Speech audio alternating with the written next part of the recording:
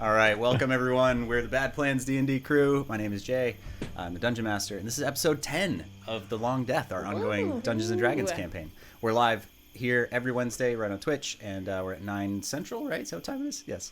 And if you miss an episode or want to go back and rewatch anything, you can also find all our episodes on our YouTube channel. We also have a Twitter, sort of, and some other things where there's some stuff on there.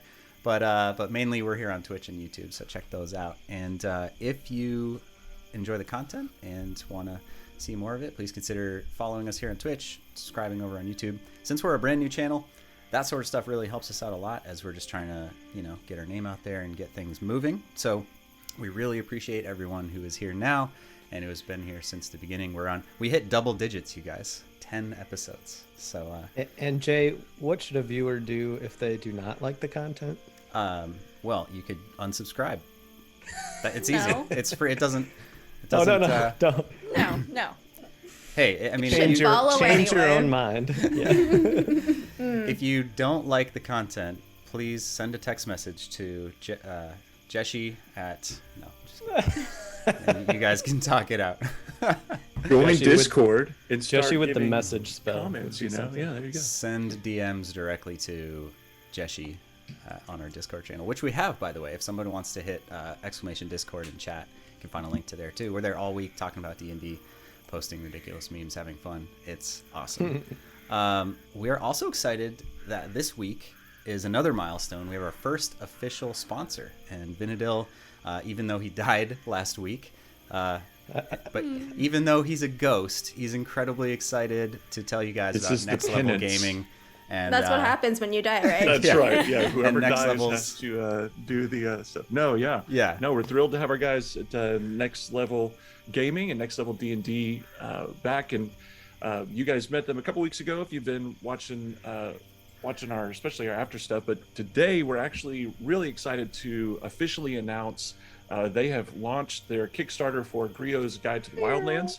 And so I want to tell you a little bit about that because in 5th edition D&D, wilderness travel often seems to go overlooked or to feel underwhelming. And you know what? That just doesn't sit right with the guys over at Next Level D&D. So after all, what is Tolkien's Lord of the Rings without the journey through wild places like Moria? What is a never-ending story without the Swamp of Sadness? Except maybe a movie you don't cry at, huh? What is Conan the Barbarian without the expanse that is the Hyborian continent? Wilderness encounters have the potential to be memorable and impactful moments in any D&D campaign. And so the design team over there, which really is about 8 professional DMs, that's who Next Level D&D is. And so they have designed this for themselves and also for others. They've designed this accessible, story-driven method for inserting environmental encounters into any 5th edition setting. And they're excited to get it in the hands of DMs everywhere. So these are not just your standard random monster tables. Right? These are uniquely powerful elements of nature that add variety and challenge as part of a larger adventure. GRIO'S unique layout has been designed with all types of dungeon masters in mind. For the advanced planner, there's a wealth of depth and mechanical detail for even the most neglected of environments. For the improvisational specialist, there is precise information that can be accessed quickly and easily on the fly. And for the dedicated storytellers, there are countless new ways to use wilderness encounters as part of a powerful narrative. With this supplement, any dungeon master can overcome the difficulties faced when cross-country travel becomes the focus of a gaming session. No more clunky conversions from previous editions, no more incredibly complex mathematical calculations, and no more overly simplistic, unrealistic mechanics that bring nothing to the table, right? Just exploding minds and falling party members. That's what you get with GRIO. And so many other things with GRIO'S Guide to the Wildlands. And so, yeah, we're excited. We want you guys to check it out. You should be able to see it in our chat pretty soon. You're going to see it all over the place for the next 4 weeks. We're going to be partnering with them for a while here while they gear up to their kickoff. So the best thing you can do right now is to go to their page, just hit follow so that you know when it launches, and then tell a few people about it as well. We kind of want to put this out anywhere you know of somebody who likes tabletop gaming. The DM in that group would love this resource because it really does add a lot of flavor and options to their gaming session. Thank you, guys. That was incredible. That was really good. And yeah, so having run had the benefit of getting like a little early access and getting to run and check out some of the encounters in GRIO'S Guide. I love it, and I can't wait to throw more insane like Swamp of Sadness level things at you guys. Oh, it's gonna be so good. I'm really excited for that. So definitely. Being the recipient of such swamp. Come on, it's memorable. Are we promoting evil Thorcum. here? It's memorable for sure. All right. Okay. Last week, our adventurers fought a fierce battle against the coven of hags who'd taken over the island of Alara's Rest. The hags had been attempting to wrest control of the great banyan tree from Rogbard, the last of the Grove Keepers. The tree is a place of power, the worldly center of the goddess Alara, and if that power had fallen into the hands of Constance and her sisters, it would have unquestionably endangered the entire region. The group had to make some hard choices, and ultimately Kins offered to take on the mantle of Grove Keeper. The party defeated the hags and saved the tree and the entire island, but at a great cost. Vinadil was killed. He'd traversed the battlefield to draw the attention of the enemy, in effort to draw them away from the brutal attack on his younger cousin, Belrissa. The tactic worked, but put him out of range of any help from his friends, and the ruthless hags delivered the final blow. While the party caught their breath, taking stock of what had happened, what they'd lost, Kins was drawn inexorably towards the great tree. A branch reached out towards her, and she had another vision. This time, it was Alara herself, though recorded in a time long since past. Thanks to the foresight of Figper, the storm giant, Alara knew of your coming, even in an age past. She thanked you, though also asked a boon. It was brief, but a powerful meeting. The goddess Alara, gone from the world, yet her connection to it perseveres, thanks to you all. Figper kneels nearby, his head bowed in respect to his fallen friend, Rogbard. The plague had taken Rogbard quickly, and the serene look on his face lets you know that he was at peace with what had happened, and after hundreds of years of defending the tree by himself, he knew he could finally rest. Many who die here in Lydian do not pass on as they should. Undead ravage the lands, and the sheer number of them has overwhelmed most of the world. Nobody fully understands why, but it began after the plague, and now the spirit of Vinadil, stuck like the rest, stands over his body, watching his friends. Through sheer force of will, you repelled the pull into undeath, though you feel a distinct pull at times, like that battle is not yet over for you. The gate was closed, and here you stand, unseen, unheard, a ghost by all accounts. Alas, a difficult night for everyone, but it's time to look forward. So what's the plan? I think the grayscale thing is hilarious. Yeah. I don't know what you're talking about. I don't see anything. Oh. So Jay, is Rogbard's body, did anything unique happen to it, or is it still there as well? His body was completely enveloped by the roots of the great tree, as if accepting him as part of it as he passed on. But Vin is just sitting in front of me. Vinadil's body, is still warm, kind of laying, and you've been standing next to him. That's where you ended up last time. And I was there just in case any vines decided to try and grab them. No. Yes, I've been shedding my armor, as is tradition. So all my stuff is kind of organized around me in like a horseshoe shape, and I'm focused on Vin, just organizing his body, keeping it straight, keeping it organized. Okay. So I'm walking back from the tree, and I'm going to where the bodies of the hags are to see if there's something of interest to me on their bodies. Okay. Make an investigation check, Kins. Okay.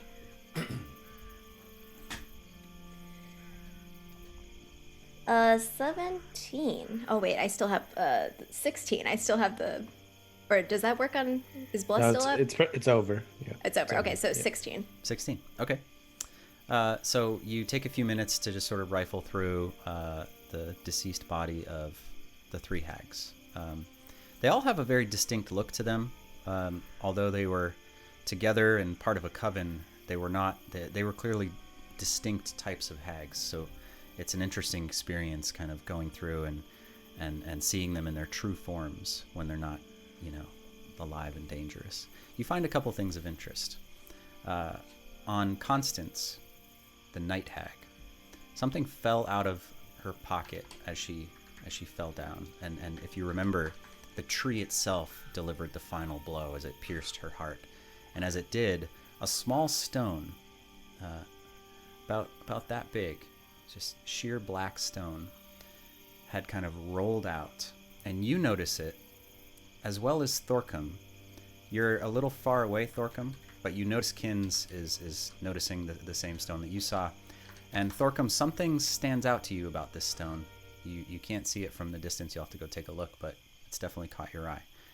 In addition to that, Kins, you discover that tucked beneath her robes, she's wearing an amulet, and the amulet is pulsing with magic.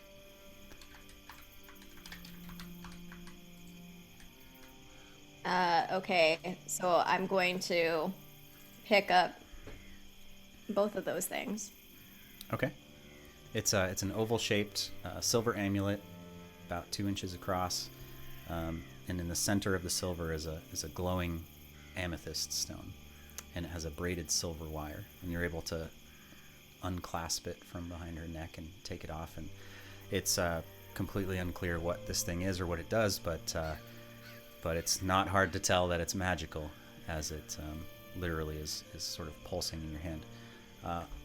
The other thing that you find is, like I said, a small lustrous black gem, and it doesn't pulse as much. It's not so overtly magical, though you can tell that there's something very peculiar about this stone.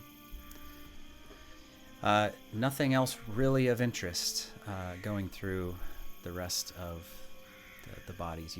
There's some old just knickknacks and things, but nothing that really stands out to you across the three bodies.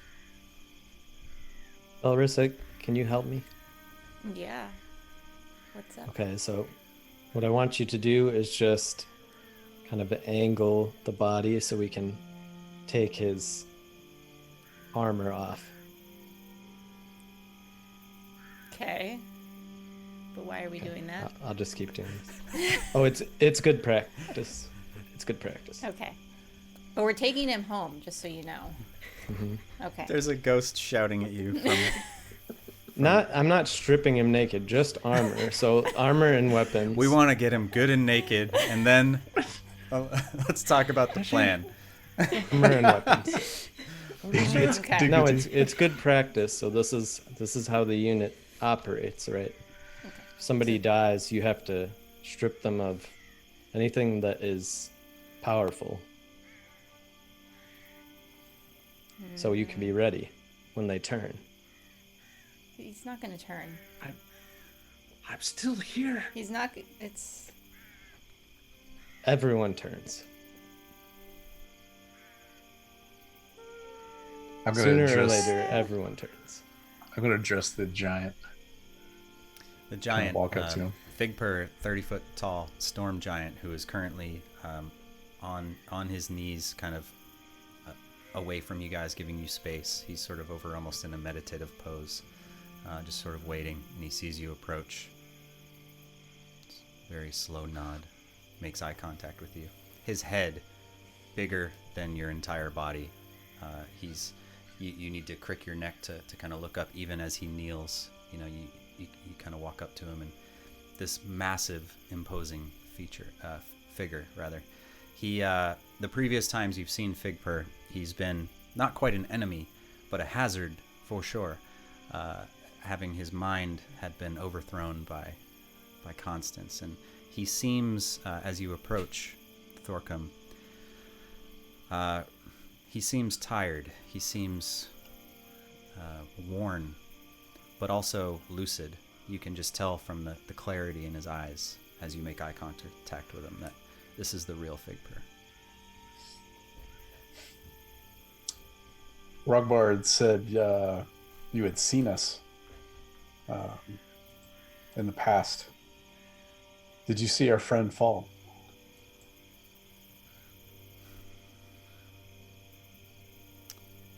He doesn't break eye contact with you, but he takes a few moments and he speaks and he says, "Details are not always clear. I am sorry for your friend." I'm sorry for yours.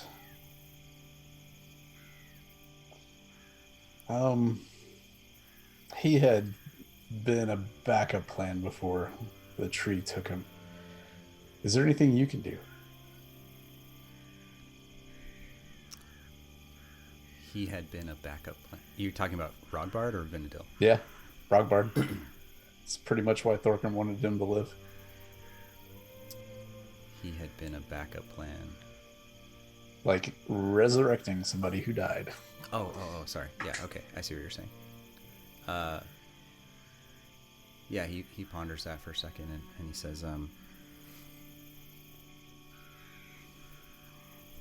says,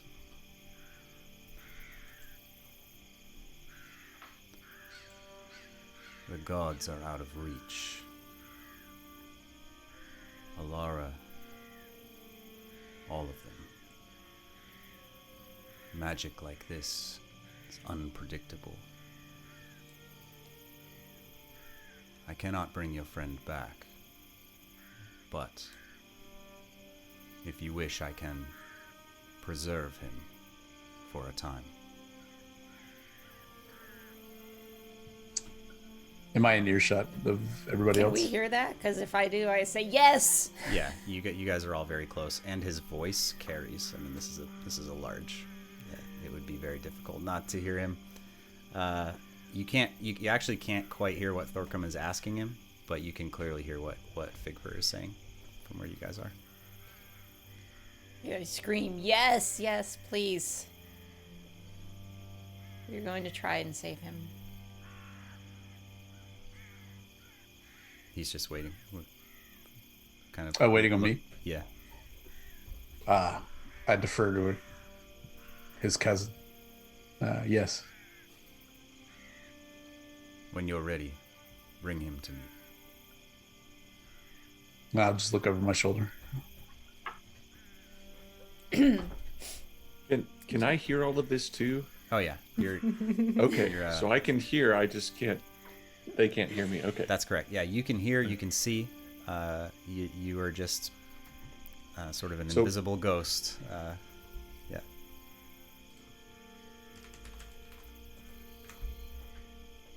So? Kind of turn to look at everybody. Oh, I had a little internet problem there. Yeah, there's a little froze there. Reason. Yeah, you did. No, so that's fine, but it is. We need to hold vigil around the body constantly. That's fine, but let's preserve him first. Now, and then we can vigil him. I don't want him to decompose any more than he is. Vin. Okay. I don't want you like crusty or anything. It's only been a minute, people. It's only been 2 minutes. I'm good. Body So what are is you still doing? warm. So I'm Help. following, and I'm actually trying to like follow the body, and I want to kind of like touch it in such a way as just to. I mean, I know my hand. You said just pass through, but in my mind right now is I want to try to do some type of message, like what I feel from Belrissa when she speaks in a message and speak back. Like I'm just trying to go there mentally, and to like kind of connect, like touch my head, and do kind of message and touch Jeshi if he's carrying me, and like just any kind of energy I can just to let them know like I'm there, and I'm not Sure. often, right? So anyway. Yeah, I would say, okay. So you approach Belrissa. Is somebody carrying his body right now, or what's happening? I'm dragging him over the You're giant. dragging. You're just, I was like, Jessie, can you help 14. me? he's just bumping along the roots on the ground. It's like, That's nice. Jessie, little help. Yeah. Using the body. Thank you. Yep. Okay. so Vin, as your body, as Jessie picks up your body and is sort of, holding it and begins to walk towards Figpur, as your body moves away, you immediately feel a sort of odd pull, like it is, like you feel like you should go that way, which you can resist if you like, but... No, I want to like have a hand on my head and like a hand on Jessie's shoulder area, like as much as I can do that, even though they're not physical. Yeah, make a charisma check. Just a check. Okay.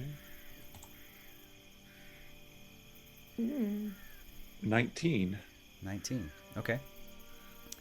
You reach out and you try to put your hand on Jessie's shoulder, and it passes right through. Okay, well, I'll set the body down in front of Figpur. And I'd like to also call to Cobb and Velma to have them come over.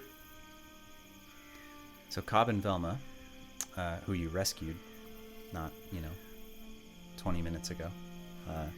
Velma has been, she was hysterically crying for a little while, and Cobb's just been trying to calm her down and help her out a little bit. Kind of pulled themselves together, and they've sort of just been sitting over there waiting for some direction or trying to be respectful and not entirely sure what to do. So as soon as you give them some meaningful, command, they quickly start to walk over towards you. Figpur, as you approach, Thorcum, you're still standing there. The hand that he has the ring on, he flips it over, and he takes his other hand, and he takes a fingernail, and he scratches it across the palm, and you see a bit of blood start to trickle across his palm.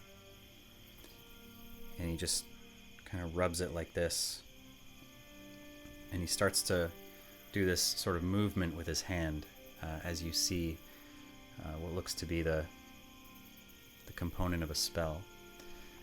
And as the body approaches, he reaches out and he takes a finger, a little bit of the blood on the tip. This massive finger. I mean, his finger is longer than Vinadil's entire body. So, but he's considering that he's particularly gentle as he reaches down and he sort of draws it across Vinadil's face, and you can see a bit of the blood of the giant is sort of pulled across Vin's pale skin. And as he does, Jessie, you feel as you're holding him, the body begins to sort of stiffen and tighten up. And Figpur says, "I've put a spell, gentle repose, that will preserve his body for 10 days, and he cannot become undead. I cannot say what will happen after that, but it will give you some time to set his affairs in order." Jay, would I have heard of this spell before? Yes. Okay. Yeah, this And is I relax then. Yeah, this is a spell that you definitely recognize. It's not a spell that's commonly used. Not a lot of folks that you know can, that you grew up with in the army and over at Great Haven were capable of casting the spell. But you do know that it basically preserves a corpse so that there's potential for bringing that body back to life. That's fine. Do I trust the part about it not becoming undead? That is what the spell is known to do. Whether you trust that or not is up to you. Okay. If I know about it, then I do. When Figpur's done, he looks back down at Thorcum, and he looks over at his ring. And without saying a word, lightning starts to sort of dance across his fingertips, and you hear it like this static sort of sound. And he holds out his ring, and he draws a finger across the ring, and Thorcum, you see a slice of it begins to sort of shear off the end. And he takes it in his hand, and he squeezes it, and he holds it down to you, Thorcum. And he says, "This is the metal of my people. I believe you can make use of it. Use it well." And he hands you a piece of adamantine steel. He then kind of leans back. He shifts his weight back onto his knees. His gaze drifts back over to Rogbard, up to the tree. "It has been many years since I've had clarity.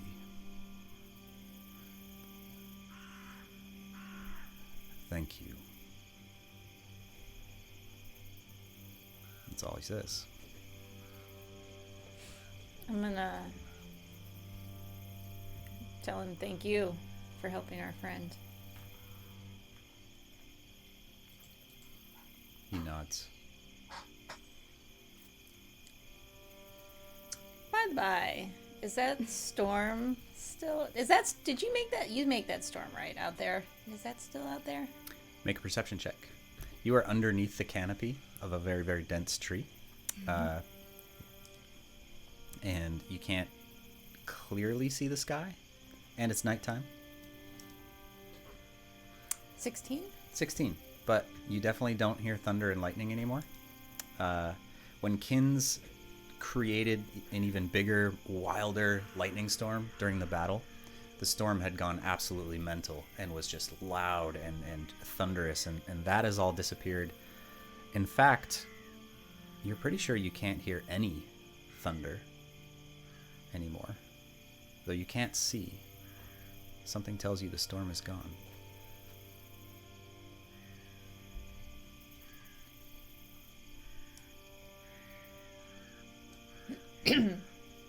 You ask him. Tell him the original reason we came to this island was that the mainland has been overrun with undead. And they've run out of steel to defend themselves, or iron, or metal. Some sort of metal. And we came here in search of the mines, and we found them. Is it okay if we open up the mines and start working them again? He glances up towards the tree, and then back at Kins, and then over back to you, Belrissa. And he says,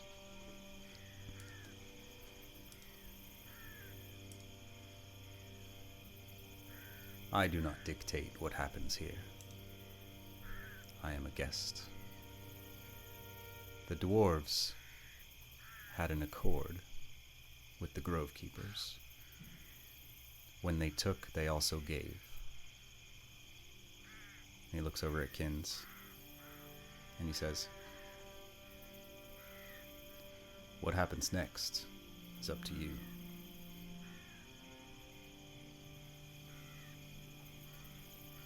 Figpert, do you know where we can find Raikkonen?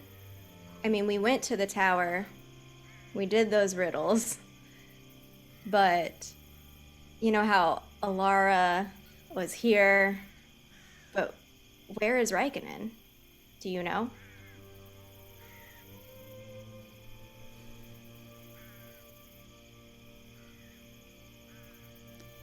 Raikkonen stayed here as long as he could. He always kept up hope that she would come back. When the plague came, the island itself became sick. The Grove Keepers started to die, and he left. don't know where he went. But if he still lives, there are few things in this world more important to him than where you stand right now.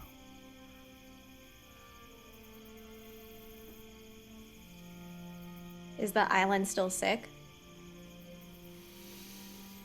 And he takes this really deep breath in, like he's just literally smelling.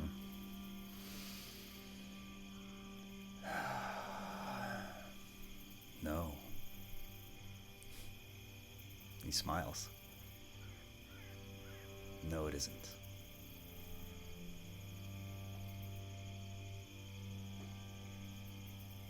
Hey, we did it. Hooray! But Kins, I think that means that you yourself are also healthy, which is good. I am more than healthy, good sir. Your bond to Alara is strong. Rogbard was also strong, but not strong enough to repel them in his weakened state. His bond to her kept the tree safe, but you are young and healthy and have a bright future ahead of you. You'll do great things, Kins, as will all of you. I have seen it. He stops. So when we leave, is the tree safe? Will you protect the tree? As soon as you leave, everything dies. And I'm just Great. He says, I will remain here. Kins, your bond to the goddess will protect the tree, and I will protect the island. For a time, anyway. My mind has been challenged, and I need time to rest. I would have you visit again in the future.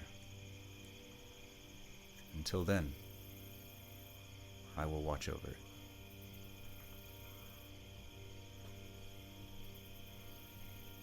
Awesome. While they're talking, Jay, can I try to make my way towards the tree? Yes. All right, that's what I want to do too, because I saw it kind of capture Rogbard, and then whatever it did with Kins. Okay. I have this. Yeah, I want to see if I can connect somehow to the tree and/or see All right, the great. spirit So, of the tree. So you walk over to the tree. Tree. And the tree's kind of like all, You talk to it, man. if you can picture it, you're basically standing on the tree because the open air roots kind of cover the Yep. entire ground, as well as I'm trying to go like right into the trunk. Yeah, you can walk right like- up to the trunk, which takes you a few minutes to get there. But what do you want to do? I want to go in. You want to go through? Okay, I want to like inside the tree. Yeah. excellent. So you're able to actually walk right through the main trunk. So the trunk of a banyan tree is basically looks like, hundreds of these massive trunks or roots that are sort of wrapped together, and you're able to pass through them. And what you see is on the inside, there is still a lot of these. It's not hollow, there's a lot of these different trunks are continued to sort of wrap around. But right near the ground, you see, huddled down near the soil, in a sort of how do I describe this? The roots themselves have come up and enveloped what looked to be a body in a fetal position. The body is long since decayed, but still the form of the roots seems to have sort of cradled it and is holding it there. and all of these massive trunks have grown around it over a really long period of time. Is it the same thing here when I try to touch things? It's just all ethereal. Yeah. Any. Go ahead. Good. You don't really feel anything other than that. Obviously, what you're looking at is pretty significant, but you're not able to touch anything. You're not really sensing or feeling anything other than what your mind is telling you. Can I go down into the roots at all? Like, what does the ground do to me? Like, do I have free movement in 360 degree space? You're God. testing the metaphysics of undeath here. I mean, Okay. I'm Can you looking. fly? Good I know. research. Woo! I'm You, looking for anything. For the that, first time, you realize the sort of strange oddity of being able to walk across the ground yet not touch things. It's very weird, right? Yeah. You reach down to the ground and your hand passes right through it. And you suddenly realize that if you will it so, you can push your foot through the ground. And it's a very odd feeling, and you suddenly feel very disoriented. You get sort of a vertigo feeling, like, oh, I'm gonna fall through the floor forever. Like what Right. happened? And you sort of catch yourself. And but yeah, you seem to be able to move wherever you want. It's turtles all the way down, man. Yeah, I mean, what I'm looking for is just anything that seems like me, any kind of spirit, any kind of luminescence. So if I don't see it, then I'll move back out.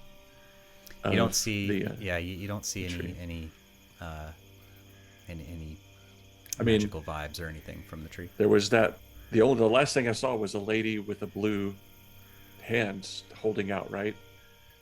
Yeah, that was part of that was and- before you came back Right. to the sort of the material plane. Yeah, when you first died, you were definitely somewhere else. And the gate that you felt like you were supposed to go through was blocked by a giant silhouette of a female, sort of somebody was literally blocking this gate, preventing you going through, which is when the undeath began to take you and you fought it off, and instead of becoming undead, you're now who you are. And so Okay. all right, what's everyone else doing? So I'm gonna walk or turn over, however close I am. I'm gonna move over to Thorcum, holding the small black stone and the amulet, and say to him, so I found these on Constance. This seems to be imbued with magic. It's pulsing. Do you mind if I put this in 14? Do you want to look at it? Like, this is like, look, magic. I know it's an evil hag, but I feel like we shouldn't leave it on the island. I don't really suggest opening 14. I don't plan to put anything else in that compartment, if that's what you're Thorcum, referring to. as she holds I'll up take this thing, you don't recognize the amulet, other than that it's pretty obviously a magical amulet. Not sure, don't recognize it. The stone, though, you recognize it immediately. You're very familiar with this. This is called a heartstone, and your father had one. It was one of the main tools he used when he built his cure. You never quite figured out or learned his entire method or how he did it. That's been part of your search. But this was one of the things he had. You immediately recognize it.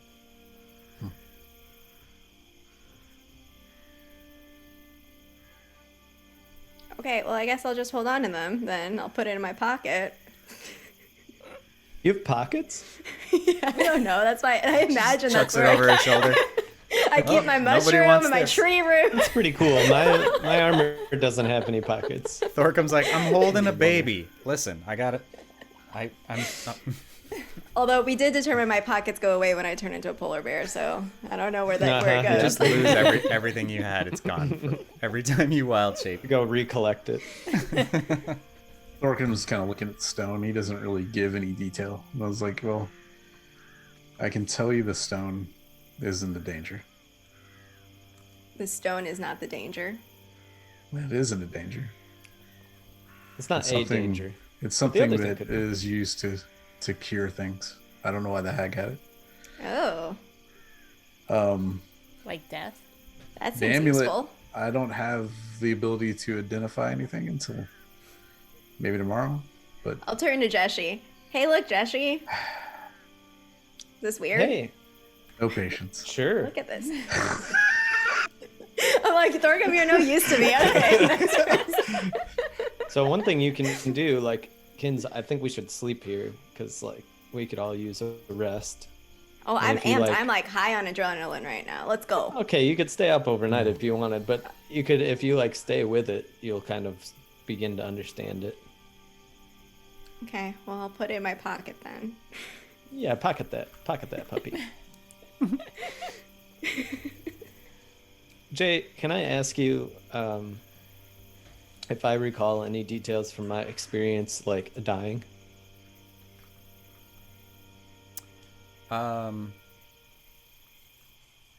Like any relevant details or just details in general? Yeah, just kind of. Does anything stick out to Jeshi that might be relevant to Vin's death? Make a let's see, make an intelligence check. Let's see what you can remember. That Just was a to while, check. That was a while ago, yeah. Just a general check, general intelligence. I'm very smart. I still have my. Why do I? I didn't even change my bless, so I don't know where that's You have to coming from, remove but it. 12. Okay. What you remember about your near-death experience back in the military is that it was an incredibly formative moment for you. It changed you fundamentally, and you don't remember any details other than that. It's like trying to remember a dream. You know, you remember it was specific, it was significant, it was intense, it was literally life-changing. But when you try to remember any details about it, you get that sort of frustrated, like on the tip of your tongue kind of feeling. And there's Understood. not really anything there. So, I mean, I'd like to start setting up camp and settle in with Cobb and Velma and attend to, any of their wounds. I can pop a little bit of healing into them if they need it. Okay.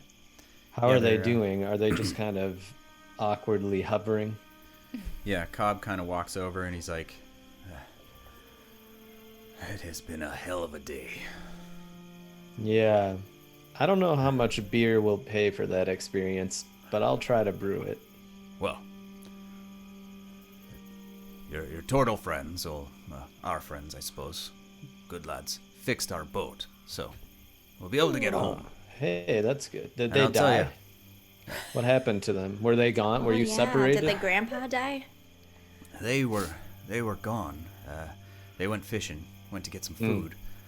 They actually ate that entire silver spine, if you can bloody believe that. It was, Slow and steady, man.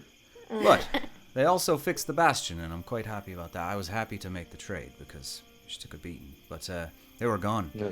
And this woman approached, and he kind of went, "Oh, that one." Boo. Said she was friends of yours, and that you were needing something, and next thing I knew, I was, well, not my proudest moment. And he instinctively looks over at Velma and kind of reaches out and kind of hugs her a little closer, and he's like, "Put my girl here in danger." And anyway, thank you for helping us, and as soon as y'all are ready to be get honest going, with you, we'll be happy we're to. kind of lucky that the one that shot that lightning bolt was a psychopath instead of just, aimed it at you. That would have been worse. But Velma, I don't know if this is your first experience with death of this kind. But I'm sorry that it went down this way. She's her eyes are beet red. She's been crying a lot and just kind of gives you a nod and doesn't really say anything. And she actually looks over at Belrissa and then to Kins and then kind of back over to her grandfather. And Cobb speaks up when you're done. And he says, "By the way, I'm sorry for your loss. He's a good man." If it helps you, apparently, according to Kins and Belrissa, he was kind of mean to Velma when they first met, so... It's not true. No, that's Death puts that gloss, on who people actually were. Not Maybe enough it's of good. us left to dwell on things like that anymore. That's exactly right. That's right. Do you two want to... Obviously, you've overheard the giant. He's hard to miss. Do you want to rest here with us tonight so that we can strike out tomorrow? It seems safe. It seems quiet. No more dreams. If you'd asked me that a couple of hours ago, I'd told you you're damn near insane. But got to admit, there's that feeling like we just shouldn't be It's a smell, here. right? It's gone. Yeah. Replaced by just freshness. Reminds me of the kitchen. Reminds me of sailing out of port on a morning where the water's glassy and you're just ready for a new day. This feeling of freshness, of renewed, life, I suppose. Yes, That was really beautiful. we can rest, and I'd be interested to hear if your mission was successful. And but I know that these are things that can wait. As soon as you're ready, we'll sail home for Portsmouth. You just let me know. Okay. Thank you.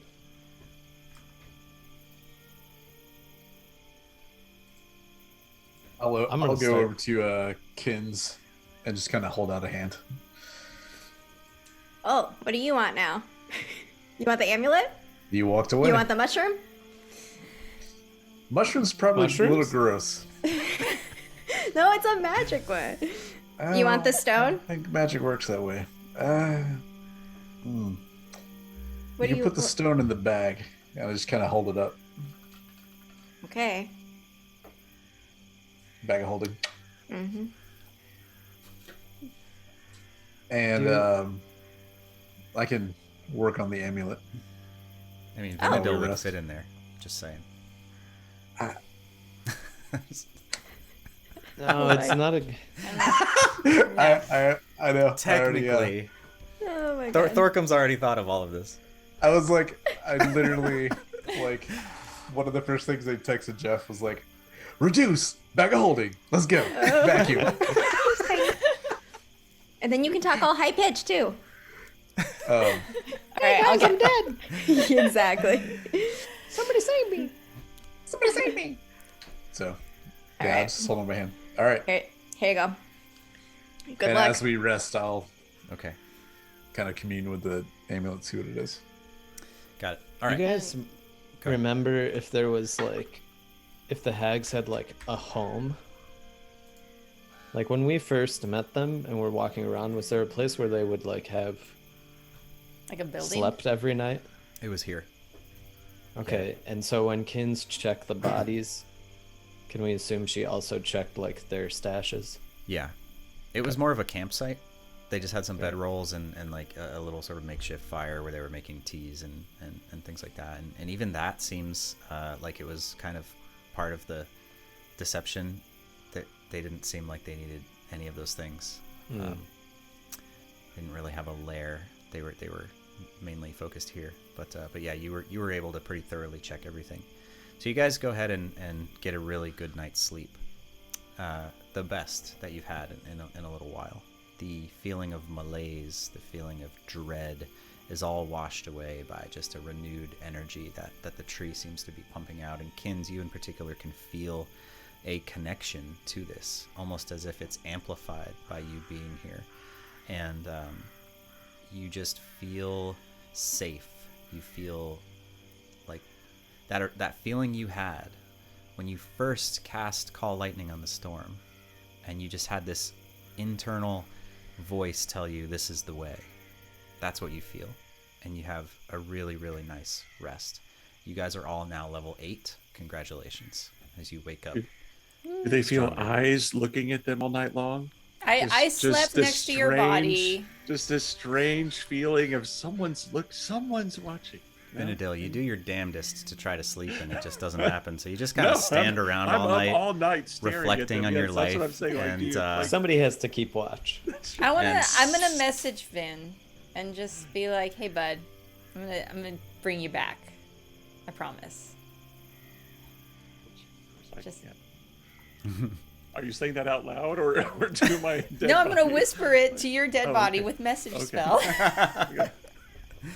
Amazing. When I wake up, I'd like to eat, and then at some point, I'd like to talk with Kins. Are you awake? Oh yeah. Man, that was nice to take a rest. Yeah, I agree. I had no dreams, which was fantastic. So something occurs to me. Have you ever, like, been really sick before? Like bad food? Sure, yeah. I mean, if you eat Well, you garbage once told a me you lot. ate garbage, yeah, so I figured. But so like, you know how, like, it makes you really grumpy and, like, you don't really want to talk to anybody? Yeah. And then, like, when you feel better, it's like you might be more chatty. Yeah. Yeah. You should try to talk to the tree, or we should eat some mushrooms. Because I feel like, I Pull talked to the it the mushroom other out of my day. pocket. I talked to it the other day, right? And, like, it was fine, but it wasn't like, I didn't get the sense it was happy to see me. And I think it was because, like, it was basically vomiting. It was the equivalent of food poisoning in my mind. And so I feel like now, like, maybe we would get a different perspective. Maybe it would be like, I mean, you literally, like talked to the tree last night without even trying. So now if you, like, try, plus we know its name. Oh man. Sabalay? What do yeah, Sabalay. But you want me to speak to the tree? Yeah, it's awesome. Have you never done it? No, I have not, because I am a city druid and I don't It's talk awesome. to plants. They don't have trees in cities. There's no You trees. just talk to It's- mold. Like The that's all mold they- is not very friendly. urban plants, like the plants people have in their apartments Just that they don't water spider properly, plants. where they're Yeah. like they're all just angry. They're all Oh, dying. that was a personal hit. Weeds. That's a personal hit. Yeah, because, like, I just think it would be useful. I think, like, maybe it could tell us things. Oh my gosh. I can talk to the tree and ask about Raikkonen. Yeah, okay, or just wait. like, how's it going? Oh, yeah, okay. I mean, I guess I can take a Sorry, special request for you since you're sorry. really intrigued by it. Is there anything in particular you want me to ask the tree? Because I don't think the tree can talk to you. I think you would have to hear it through me. So I would I- like you. I think I have to ask or just let the tree know that I'm going to be communicating to you. There's a lot happening here. I would like you to ask the tree what its favorite story is. Favorite story? Yeah, Okay. that's it, really. I tried to kind of ask it that, and it just, like, blitzed my mind with chaos. So Oh, is I that when thought you maybe, fell? yeah, so, like, Blitzed my it could have been a mind really with good story, but I don't really. I mean, I don't know. I don't really. Man, remember. is it could like be good. windy over here? I keep hearing like. Vinadil right now is my favorite thing. It's just like Oh, don't worry about Vin. He's dead. No, I know Vin is dead. I just I keep. We're gonna have to hearing do something. By the things. way. We're gonna have to break this secret. down for Belrissa. Like, eventually, this body will be evil. I mean, This is a fact of the world. I think that we have to be kind to Bellarissa. She I'm not saying loses not be a pet kind. every day. Like we have to. when I was in, yes, so she understands death, but not as well. But not, her cousin, I mean, Yeah, if I had a I family had member brothers that I die. knew. Yeah. Look. This was my life. This is what we did. We fought these things, and they didn't come from nowhere. They came from dead bodies. So our practice, anytime somebody in our unit fell, it was practice universally is you keep the body with you. You prepare it so that it is weakened. You hold the vigil forever until it becomes undead, and then you destroy it. Have you ever seen a body resurrected, though? Jay, have I ever seen a body resurrected? No, you haven't. You've seen it attempted. And, No, and then I have my own story of like essentially Yeah. without explanation coming back from unconsciousness. So, no, I have not. I have seen every body that has been dead. I mean, if it's somebody we don't care about, if it's somebody we don't know, like we come across them, we usually just destroy the body preemptively. But when it was somebody in our unit, it was like we gave it the honor of, not being burned. We would let it be and watch it and care for it and then do what must be done. Yeah. I mean, I think that for now, we're just preserving it we have to take him back. Well, that Right. spell is actually really strong, yeah. So like for 10 days, we don't need to worry so much. That's why I slept without posting guard. But once that is over, the timer begins, and there's no telling how soon or how long it will take. That is a fact. Okay. So- Okay, sorry. No, that's all. I will try to speak to the tree for you. Yeah, just a good story. Write it down too. I Do I I have heard a it- pen and paper? Come on, Joshy. I tried to. Yes, I have my journal. Here, Oh, okay. take it. Okay, thanks. Just right here after this. Like, see the earmark. Just write my name really big. Kittens. Okay. Thank you. That'll help. That'll help me separate where that came from. Thank you. By the way, when you wake up, Figpur is gone. And he seems to have moved on in the evening. But, and where Rogbard's body had been last night, you can see that the roots have now,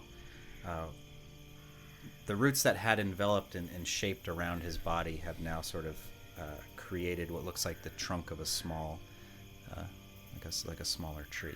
You sort of become one with the tree itself. Kins, you walk up kind of towards the main trunk, the base of the great banyan tree. What do you want to do? So I'm gonna. Am I supposed to come up with like a fancy action when I do this thing? So I have my shield, and I'm going to hold it towards the tree, and I'm going to use 3 charges to cast Speak with Plants. Okay. So so you cast Speak with Plants, and you immediately are overwhelmed and have a psychotic break as the thousands upon tens of thousands of different plants. Punishment. As soon Just as I see that and immediately- recognize it, They immediately just bombard you. They're all talking to you at once, and you just lose it and you die. I'm sorry. I'm just Kins, it's happening. I'm super close to you. Kins, just focus. You can do it. I can so do it. You can do it. loud. It's fine. It's so loud. Oh my it's god. just Tune 'em like out, tune 'em there, out, tune there 'em are out. literally every blade of grass, every bud of every tree. Okay, wait, no, it's supposed to be 30 feet. Whatever is 30 feet of me. Okay. Yes. Just 30 feet radius. Every That's a smaller. microscopic piece of plant life is shouting, telling you its life story, all at the same time, and they all have accents. It's weird, all different accents. And I'm Okay, going to. you Can I- approach the tree and are able to suppress the noise somehow. I was gonna do something dramatic, like crawl towards the tree, try to hold on. Kins is Jeshi's looking around. Your ears at, start like, bleeding as you're just like, I can do this. I got this, you guys. all the nearby stuff. Jeshi is just shushing. Because he's been there. He knows what's happening. He knows the horror. All right, so you approach the tree, and what do you want to do? What do you want to say? It doesn't. The tree. So, being the one who cast the spell, being somewhat familiar with the way this all works, this tree is more than just a plant. This is a place of power, right? This is a literal worldly representation of a god, and it doesn't necessarily just gossip. What do you want to do? So I'm gonna say, Savale, hello. My name is Nice. Kins, although I don't think I need to tell you that. I really need to find Raikkonen to continue on with what Alara wants. Is there any way that you could give me some sort of direction? You begin to receive a response similarly to the way Jeshi did, if I believe you kind of described it to these guys, but you get instead of a voice, you're seeing a response. You're seeing almost a telepathic passage of images and of time, and the tree seems to be responding to your question with visuals. Go ahead and make an intelligence check, just like Jeshi did. What's happening is that this flood of visuals, as this immensely powerful god tree is trying to just fire hose information at you, and you are trying to parse it to make sense of it. 20. 20. It's a dirty Not 20. bad, not bad. 20's okay. That's of course, that's great. You are, at first you're overwhelmed, but you just sort of let yourself go, and you take a deep breath, and you let it flood into you, and you feel your shield actually seems to sort of tighten the grip a little bit around your forearm, and you feel it kind of give you strength as the Grovekeeper shield is there, and you start to see a flooding of images, and it's the past. It's the past because you see a couple glimpses of the same vision that Alara passed on to you through the tree. You see her walking with a man. He is about the same height as her. He appears to be human. He has these long flowing robes, and the two of them seem immensely happy. She is showing him something about a tree or a plant, and he seems interested in it. And you're sort of seeing from the tree, from the perspective of the plants, on this island, because the tree itself was not here yet. You're kind of seeing from multiple perspectives, kind of how the memories of them together. You then see images of the tone seems to get a little more dire. It goes from this completely happy couple to them seeming like they are needing to make a hard choice, like something's going on, and they both seem uncomfortable. And you then see the two of them you can't see what they're fighting, but you can see that they're in combat, they're battling, they're in this great distress. And then you see Alara fall. You see Raikkonen carrying her across a meadow. And he places her body down. And then in an instant you see the tree grow.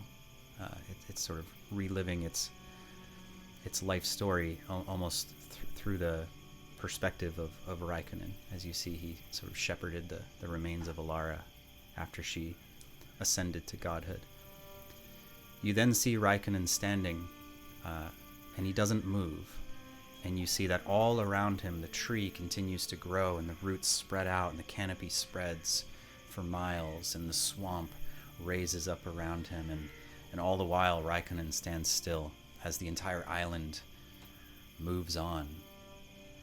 1 year, 10 years, 100 years, 1,000 years, it's hard to tell. Just time immeasurably passes as this man just stands there, observing and watching the tree. People come and go. You see other grove keepers.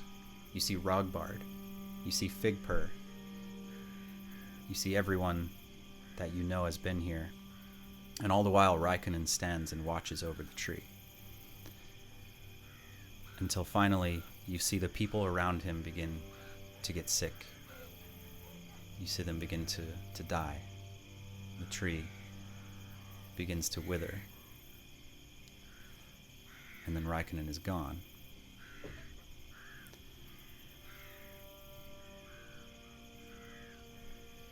You get a flash. Everything goes very dark. And you're trying to look around, let your eyes adjust to the darkness. And in the distance, you see a small pinhole, white light, and it slowly grows wider and wider and wider as an enormous gate, 1,000,000 miles across, just absolutely massive. And in the center of it, you see it as it was described to you. The large circular gate is blocked by the silhouette of what looks to be a woman, possibly elvish based on her features, is standing in the middle of the gate as if blocking the way. And then as quick it's there, it's gone. And the flood of images stops. There's a bit of dizziness as you kind of shake out of it. And no clear answers, but that you're able to perceive a lot more than the others. Dashi. Okay. Yeah, did you say hey? Say hey. I saw a lot of images. Do you mind if I just write stuff down without talking to you for a second? I mean, it was a story, but I don't know if it was the tree's favorite story, but it is a story. Yeah. Good. Okay, Good. okay, I'm just gonna, okay. I'll stand just over your start shoulder. furiously writing. As you're doing that, Cobb actually speaks up. Hope I'm not interrupting anything, but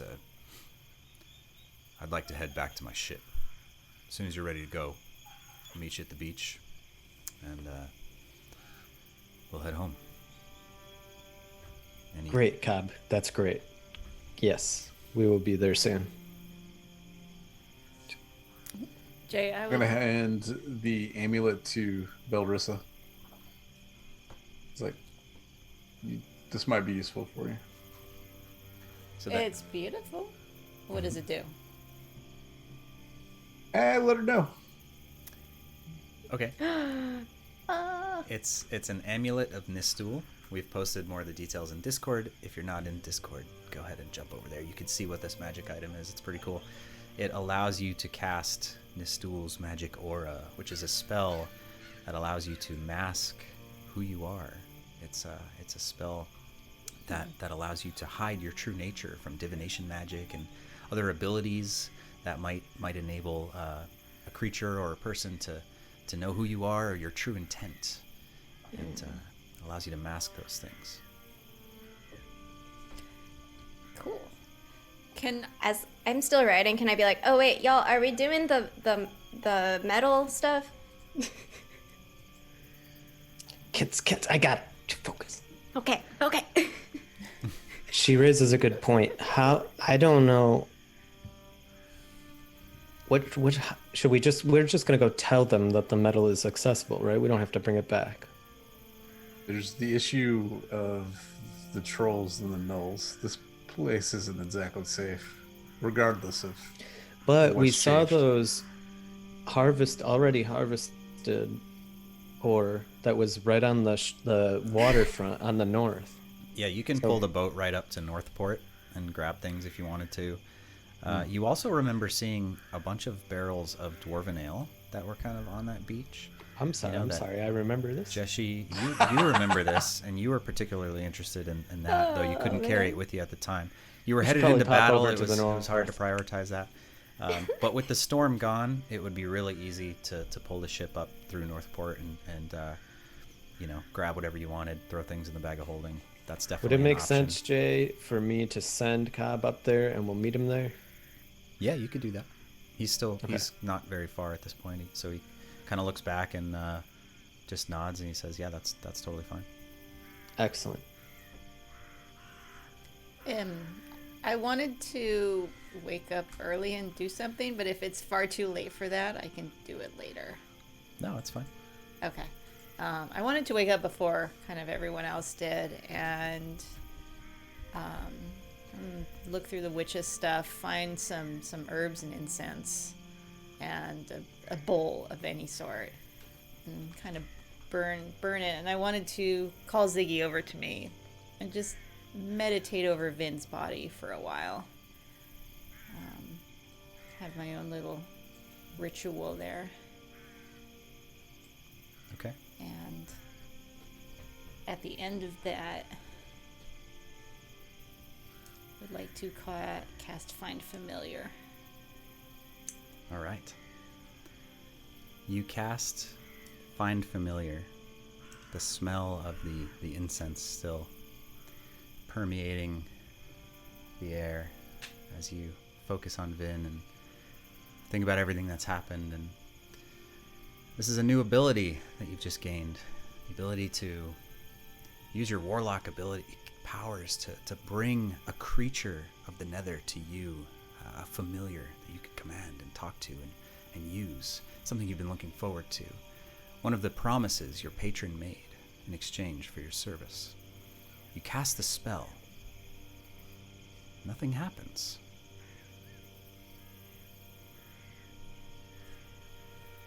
Huh. Okay. Well, maybe I'll try again later. You suddenly realize that as you walked back, everyone else is waking up. Ziggy, your cat, does not follow. You look back at him, and your cat, your small little Sphinx, who you rescued from the shipwreck of Captain Solomon, the pirate, instead of following you like he always does, is just standing there, sort of staring blankly. And he starts to convulse and shake. And he looks really sick. Oh no! What do you want to do? I run over him. Like, no, not you too! You can't handless two people. I start I don't know, looking to see if something's wrong, examining him, turn him around, what? As you begin to pick him up, one of his paws comes up and blocks you, and he looks over and kind of and just and out of his back you see sprout two tiny little wings that sort of poke out of his hairless back and sort of stretch out as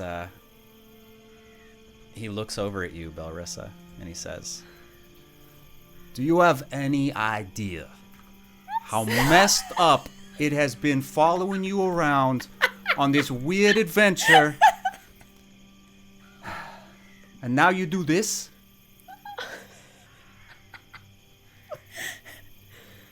"Let's go." And he just starts walking towards your friends. The rest of you, Kins, you're kind of focused on the tree, and then all this is happening, and suddenly, I look Belrissa, around to see if, did anyone see that? you were kind of a ways over. Away from us. You.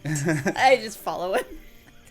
Gather, push the incense away, and what? whisper to Kins, I'm like, did Ziggy always have wings? What? Ziggy have wings? Ziggy always have wings? What do you mean Ziggy has wings? Ziggy looks up at Jeshi and goes, don't worry about it, redhead. Don't think too hard. You're going to hurt yourself, all right? Ollie. Yeah, just don't worry about it. Look Is that at what you. you sound like, Ziggy? Look My at God. Wait, you can hear that too? Do you have any idea how messed up it is following you around? You know, I'm with the dwarf over there. You know, I can't even begin to fathom how you are still alive. Wait, did we eat mushrooms already? Oh. Wait, what is Kins, I might need to leave this island for a while. I cannot even fathom how you are still alive. And by the way, yeah, I'm sorry for your loss. Truly sorry. Anyway, look, you all are absolute maniacs, all right? You know how many times I've almost been burned to death or drowned or strangled or killed or eaten by things? You are terrible people, all right? you lived I with just wanted you pirates, to know bro. that. They've Right? got to be better than the pirates. Do we have an understanding? Okay, all right.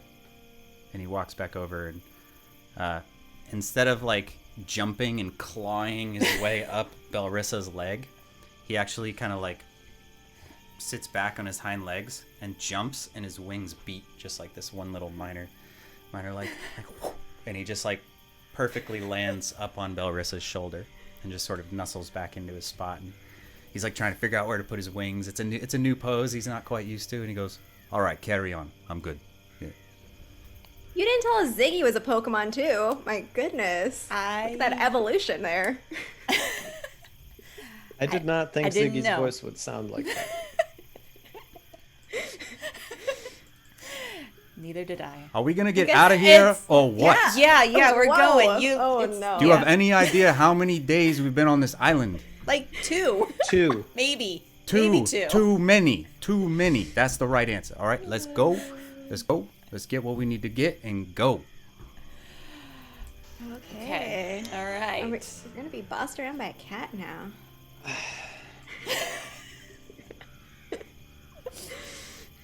Sorry, what were you saying, Jeshi?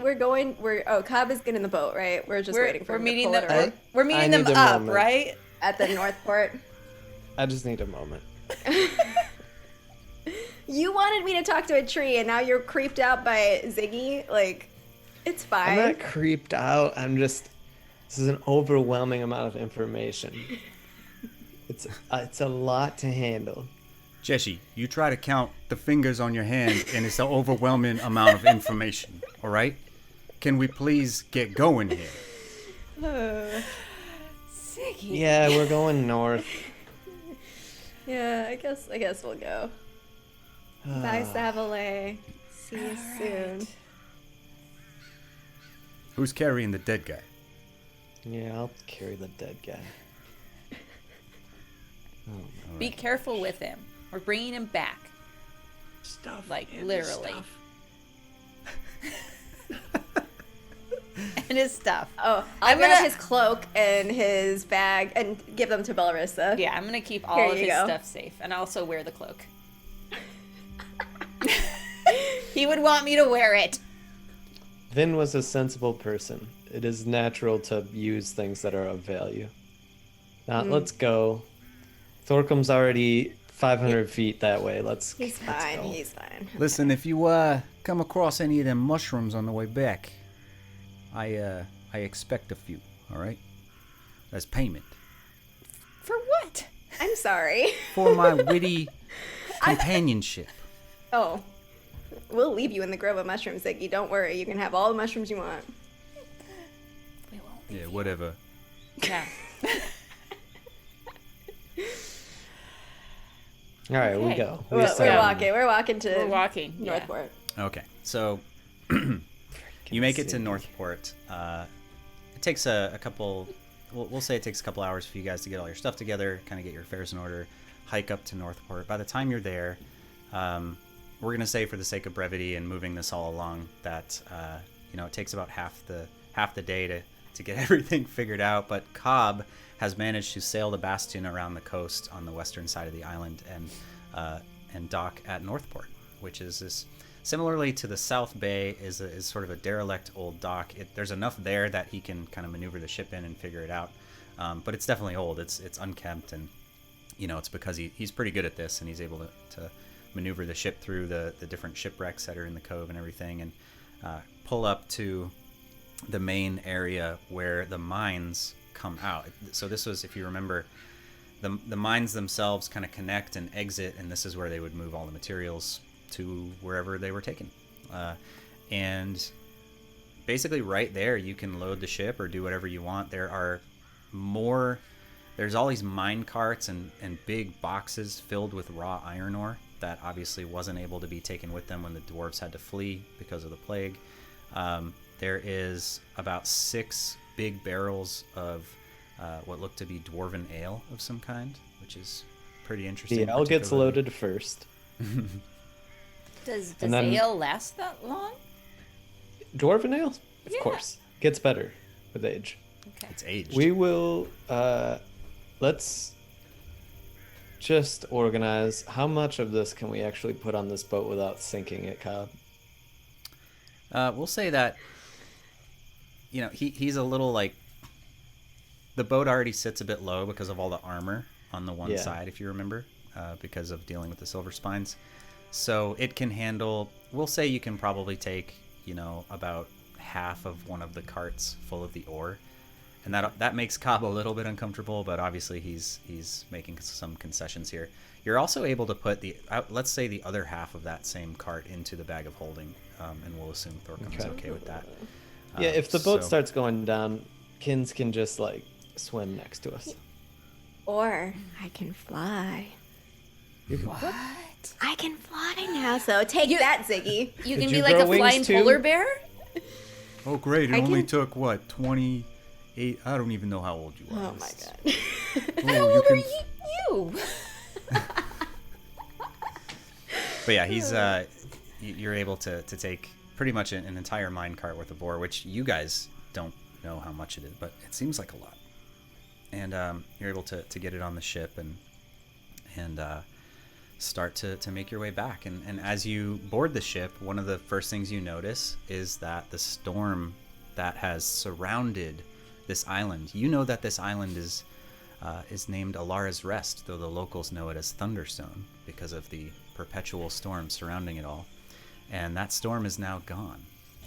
And it's odd, it's awkward, it's beautiful. As you sail out of the northwestern port, and you can see it's probably the clearest weather that this area has seen in a century. You can actually see all the way to the coastline, and in a very small speck away, you can see what you're pretty sure is the outline of the coast and Portsmouth itself. You begin to head in that direction. No more Thunderstone. Thunderstone!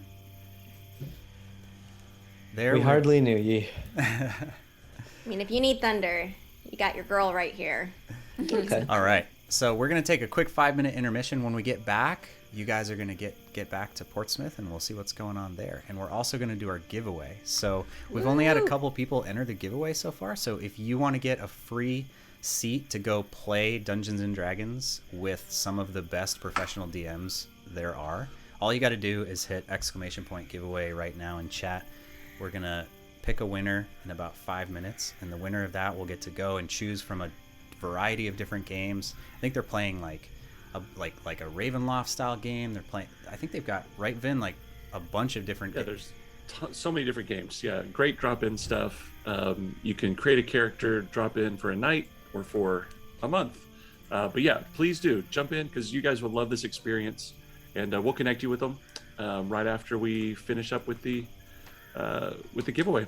Yeah. All right. We'll see you guys in about 5 minutes. We'll pick a winner. !giveaway. See you in a minute. A dragon cat. In That's Imp, what I imagine. an imp is a shape changer, so he can kind of look whatever he Nice. whatever. Okay. So he can change in, he can look like a rat or a raven or a spider, or in his preferred form, a cat with wings. But he Cute kind of cat. looks like imps. Kind of look like little devil things. They're tiny. Oh, I hear waves. We're back. We're back at sea. All right. We'll do this giveaway drawing while we're sailing across the. Thorkin's favorite, being on Sound the here. water. It's really loud. This loud sea. Yeah, Thorcum is not excited about getting back in the boat, but what are you gonna do, man? You know. I'm gonna go rub Thorcum's back. Be like, it's okay. just let it all out. All right, let's do this. Closing the giveaway. There's a lot of people in chat, and a lot of them haven't entered the giveaway. Enter the So giveaway. I would suggest you do hit !giveaway. This is an opportunity to play a game of Dungeons and Dragons with a bunch of other awesome people, run by professional DMs. If that's not something you want to do directly, you could always gift that to somebody else. You know, that kind of thing. Yeah. So definitely jump in. We'll close it in about a minute. And Thorcum, update on baby break. yes. We put a bunch of iron in the bag of holding. We put a bunch of iron on the ship. Basically 1 cart's worth. He's And like, that's it. no, hey, can't do that. you agreed to This it. had it can only handle a certain amount of weight or you break it. Yeah, it was like the right way. Jay maxed out the weight. The DM said it was okay. Yeah. Okay. that's like 10 bars. Yeah, it's Bars not. can make like a lot of arrows, though, right? It's just raw ore at the moment. Like it's not Or smelted push or fishing processed or anything. hooks. So. Fishing That's what hooks, they yeah. want. Yeah, They just want to fish. Super tiny. Silver Yeah. spine. Make a bunch of them. All right, I'm closing the giveaway. If I can find the button, close entries. Tilapia, not silver spine. A little tiny. Oh, okay. Will it work? That's what Bottom feeders. That's what I'm envisioning. Tilapia. Oh my gosh. Oh, there it goes. And pick winner.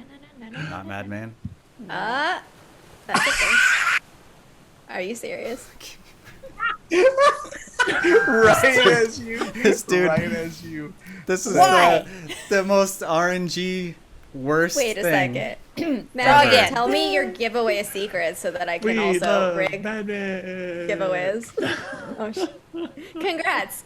Okay, re-roll, please. This is I think what he- is the I opposite think of he was rigged? just Nobody wants him to trolling win. you It's a conspiracy against him. Okay, for anybody who's new around here, Madman wins the giveaway every time for some reason. So, so Yeah, he's we just don't treat all of our giveaway winners this way. We don't. yeah, say no. who. He's a good friend of ours, and he has already won several times. So we're gonna pick a new Every winner. time.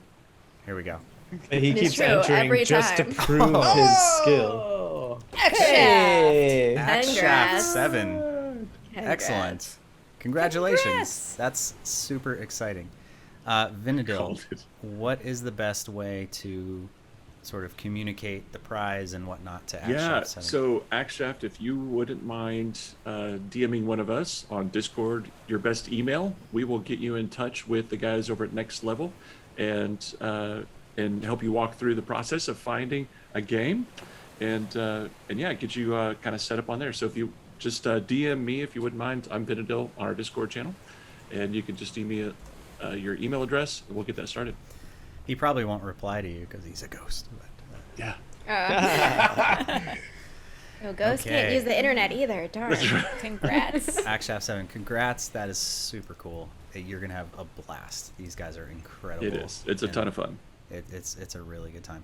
All right, so we're sailing back across the strait and back from the adventure that took place on Alara's Rest.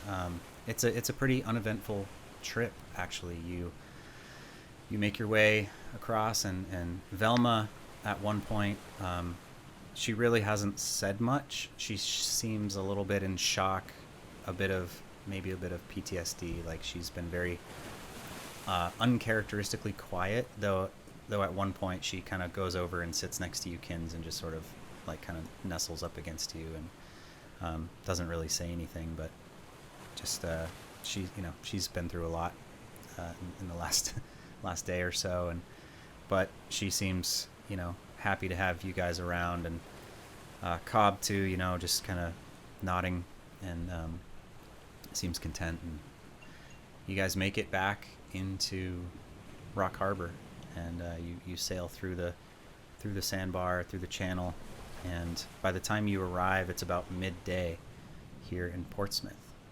And as you sail in, you can see that there are some of the fishing boats have started to return. A lot of them leave really, really early in the morning, and they have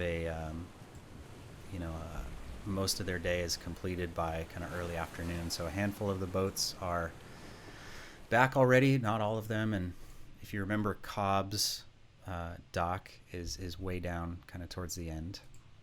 So you guys sail down there, and let's see, I'll turn that back up. You guys make your way back down and pull into the dock, and it's this sort of bittersweet kind of somber thing as you approach. Nobody really says anything, and Cobb's quiet, and Velma instinctively stands up, and she's done this 1,000 times, and as they pull into their spot, and she jumps off and ties up the boat, and the bastion is sitting a bit low. There's a lot of weight on the ship, and Cobb, starts to he calls out. There's a couple of guys walking down the dock who seem surprised that you guys have made it back, and kind of run down to kind of see what's going on. It's odd for a fishing boat to be gone for several days. Not everybody was privy to what you guys were doing, so there's some interest there, and they kind of run up, and Cobb kind of, when they see the iron ore, you can see their eyes widen, and they kind of look around in recognition of what's going on, and they offer to help. And between them, and I'm assuming 14 and everybody, you guys kind of work together to unload the materials off the ship. You're now all kind of standing on the dock, and Cobb, once everything's said and done, manages to get everything tied up, and he climbs off, and he approaches all of you, and just, listen, it's been a tough few days for everyone. Again, I'm sorry for your loss. I wish there was something I could have done. But I did want you to know that what I saw out there, what I saw you do, what I saw happen, the giant and the witches or whatever they were, and the tree, and gods and magic, and it feels odd for this to all have been happening so close to the place I've lived my whole life. I don't know what I'm trying to say. I suppose just thank you. I feel different. I suppose it's hope. Anyway, that's it. Thank you for taking a chance on us. And I know, magic is kind of a hush-hush, bad thing. But is there anyone on the island that is rumored to be a magic user that you know of? I have no idea. Okay. You might try these days, you just got to talk to Remus. Okay. All right. Well, you ever need to go on another trip, you know where to find me. I'm going to grab one of the things of ale and tell him I'll see him tonight. We're going to pour one out. Now we're talking. All right. He walks off in another direction, throws his arm around Velma, who kind of looks back and just gives you a half smile, and they seem exhausted and just they're going to go probably sleep for a while, and see you at the Sleeping Savior later on tonight. You guys, what do you want to do? You're back in Portsmouth. All right, I want to gather the group to me. Oh boy. Here we go. So, Vin, he's dead. But he's not really dead. I mean, he's dead, but we can bring him back, and there are spells that can bring him back, and I've seen it done. Like, I know it can happen, and we just need to find someone who's powerful enough to bring him back. And there were people back where we lived that could do it, but 10 days is not long enough to get back there. So, like, there has to be someone here who can bring him back. And please don't, like, burn it. He's not going to become a living dead thing. Like, also, are we just going to carry him around with us for 10 days? Is that how that's going to work? He's just weekend at Bernie'sing right now. It's just 14 children. Oh yeah. You There you have go. seen a resurrection? I have, right? Have you seen a Like, resurrection? I know of it. You, Like, Yeah, no, you have never witnessed directly as a resurrection, but you, like, the people who you grew up with are powerful practitioners of magic, and you're aware that that's possible, so it makes sense that they'd be able to do it. Okay. That's not amazing. like maybe not me personally, but like the people who taught me definitely have all seen it happen, and it can happen. But we have to be quick. We have to find someone like now before he starts rotting, because once he's rotting, like, no one wants to become alive when they're rotting. Didn't used to be so amazing. It used to be commonplace. Vinadil comes back, he's all Yeah, he's giving us like the thumbs up. You should have just left. No, just kidding. So, like, let's find Remus and tell him where the iron is and see if he knows of anyone. I think if you guys are okay with it, I would like to, like, focus all of our time for the next 10 days on finding someone who's powerful enough to bring him back. Agreed. I do like Vin, so I guess. I guess he's fine. You could do better. Just saying. Just saying. I mean, Find let's be another honest. drow. He's not here. I mean, let's be honest, all right? Don't have a whole lot of other cousins out there. Objectively speaking, you could do better. I'm just saying. Hush. I'll be that guy. Wait. Who's talking right now? Ziggy. That's It's Ziggy. Ziggy. That's Ziggy's voice. Oh, God. Oh my god, what have we done? Oh man. We got a wise guy cat? All right. Yep. So let's do this. All right, let's go find Remus, I guess. Jeshi, is that okay? Yep. Okay. Please don't burn his body. Not I yet. will not burn yet. his body. Okay. As we're walking, I'm going to pull Jesse aside.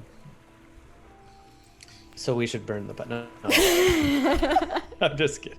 Secret plan. Yes. Kid, we Yes. got to do something about your ability to fight.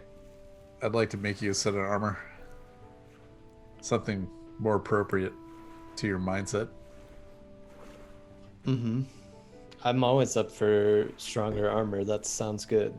But I will point out that I have not died. Only one of us has died. Wasn't me. I'm going to let it slide. Sounds good, man.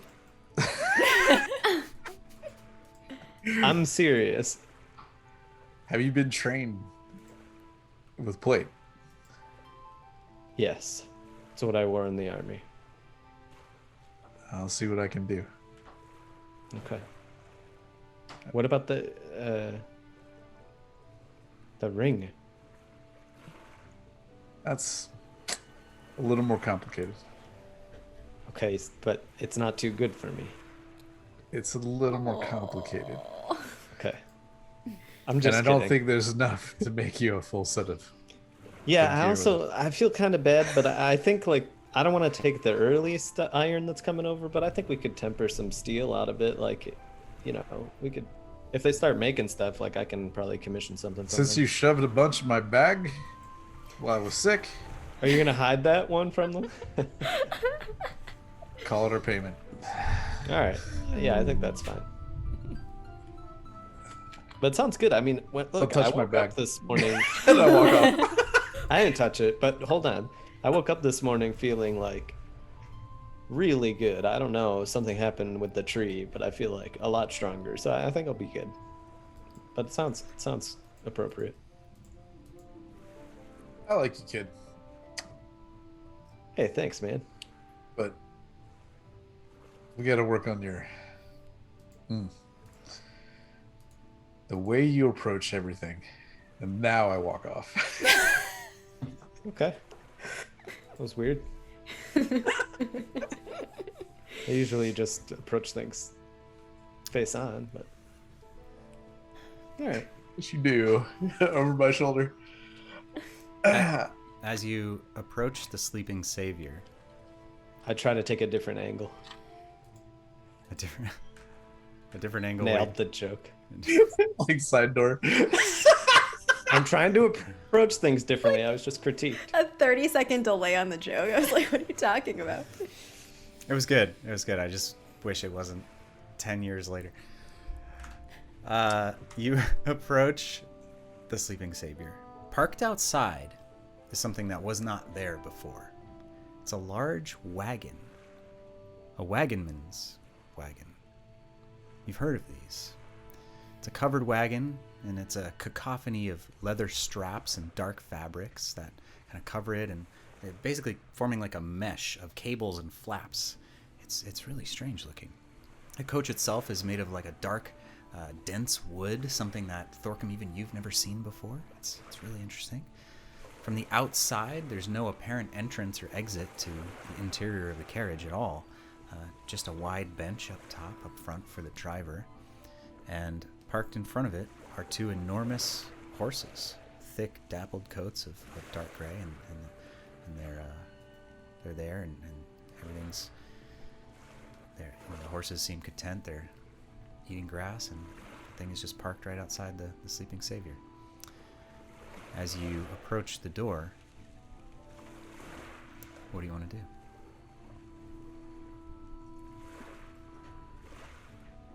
I'm gonna walk around the back of the wagon and just peek inside. Subtly. Like, Suddenly.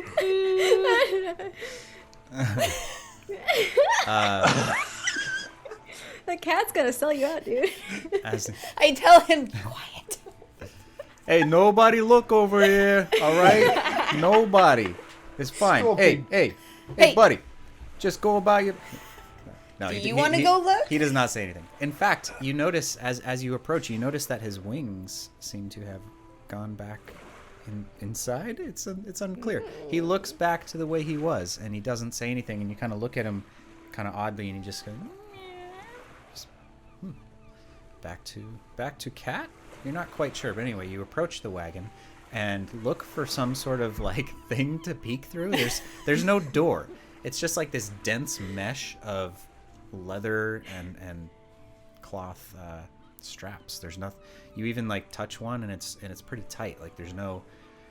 You get the sense you'd have to like. There's no door. No. Okay, so it's not like a gypsy caravan wagon. Like It's shaped like one, but instead of wood panels and like windows and doors and stuff, it's just all these leather straps. There's no like where there should be a door, there isn't. Okay. It's very strange. I'm not gonna force my way in.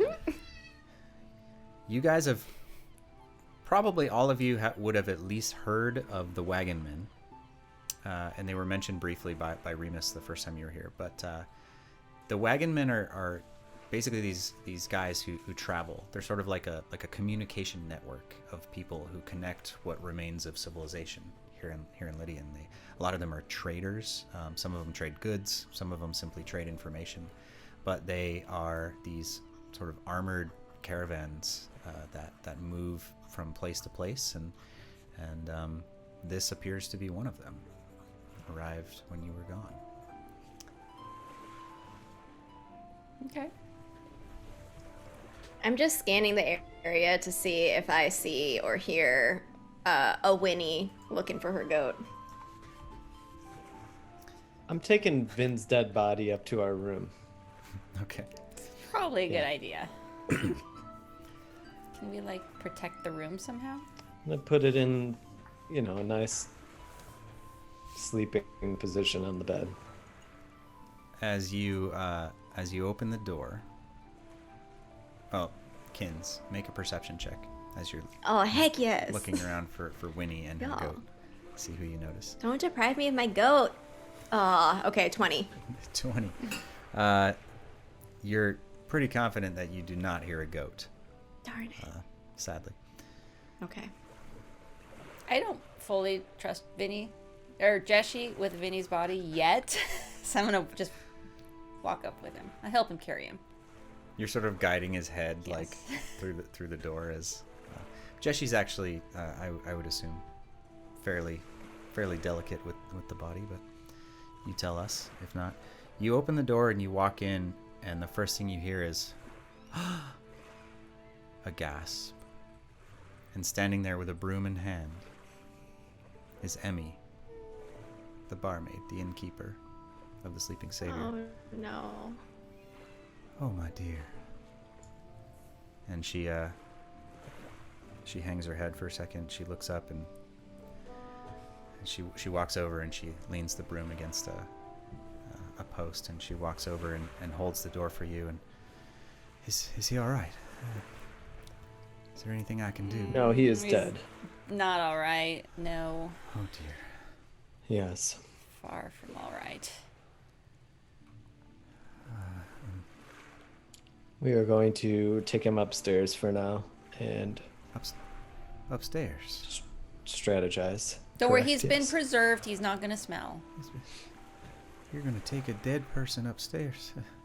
I mean, he Correct. could sit here with us. No, I much prefer. Well, I don't know what I would prefer in this scenario. This is very strange. I'm We sorry, I rented the need to- room, right? She just gets really flustered, and she just her eyes get red, and she just kind of hustles off into the back. And you guys Okay. are in there. You can see there's a handful of patrons, and everybody kind of looks over. And it's that part of the day, if you remember, that a lot of the fishermen are starting to get back, and the tavern gets busy early as you head in. And I tell anyone who's looking, like, he's had a rough day. So you're walking through and get our tavern music going. There's a handful of people in here. Sparrow doesn't seem to be in here. You'd know it. He's off doing something. But you bring the you walk upstairs, and you're able to go to your rooms and to lay Vin down on one of the beds. And a few moments goes by, and you hear a heavy footfall on the stairs coming up.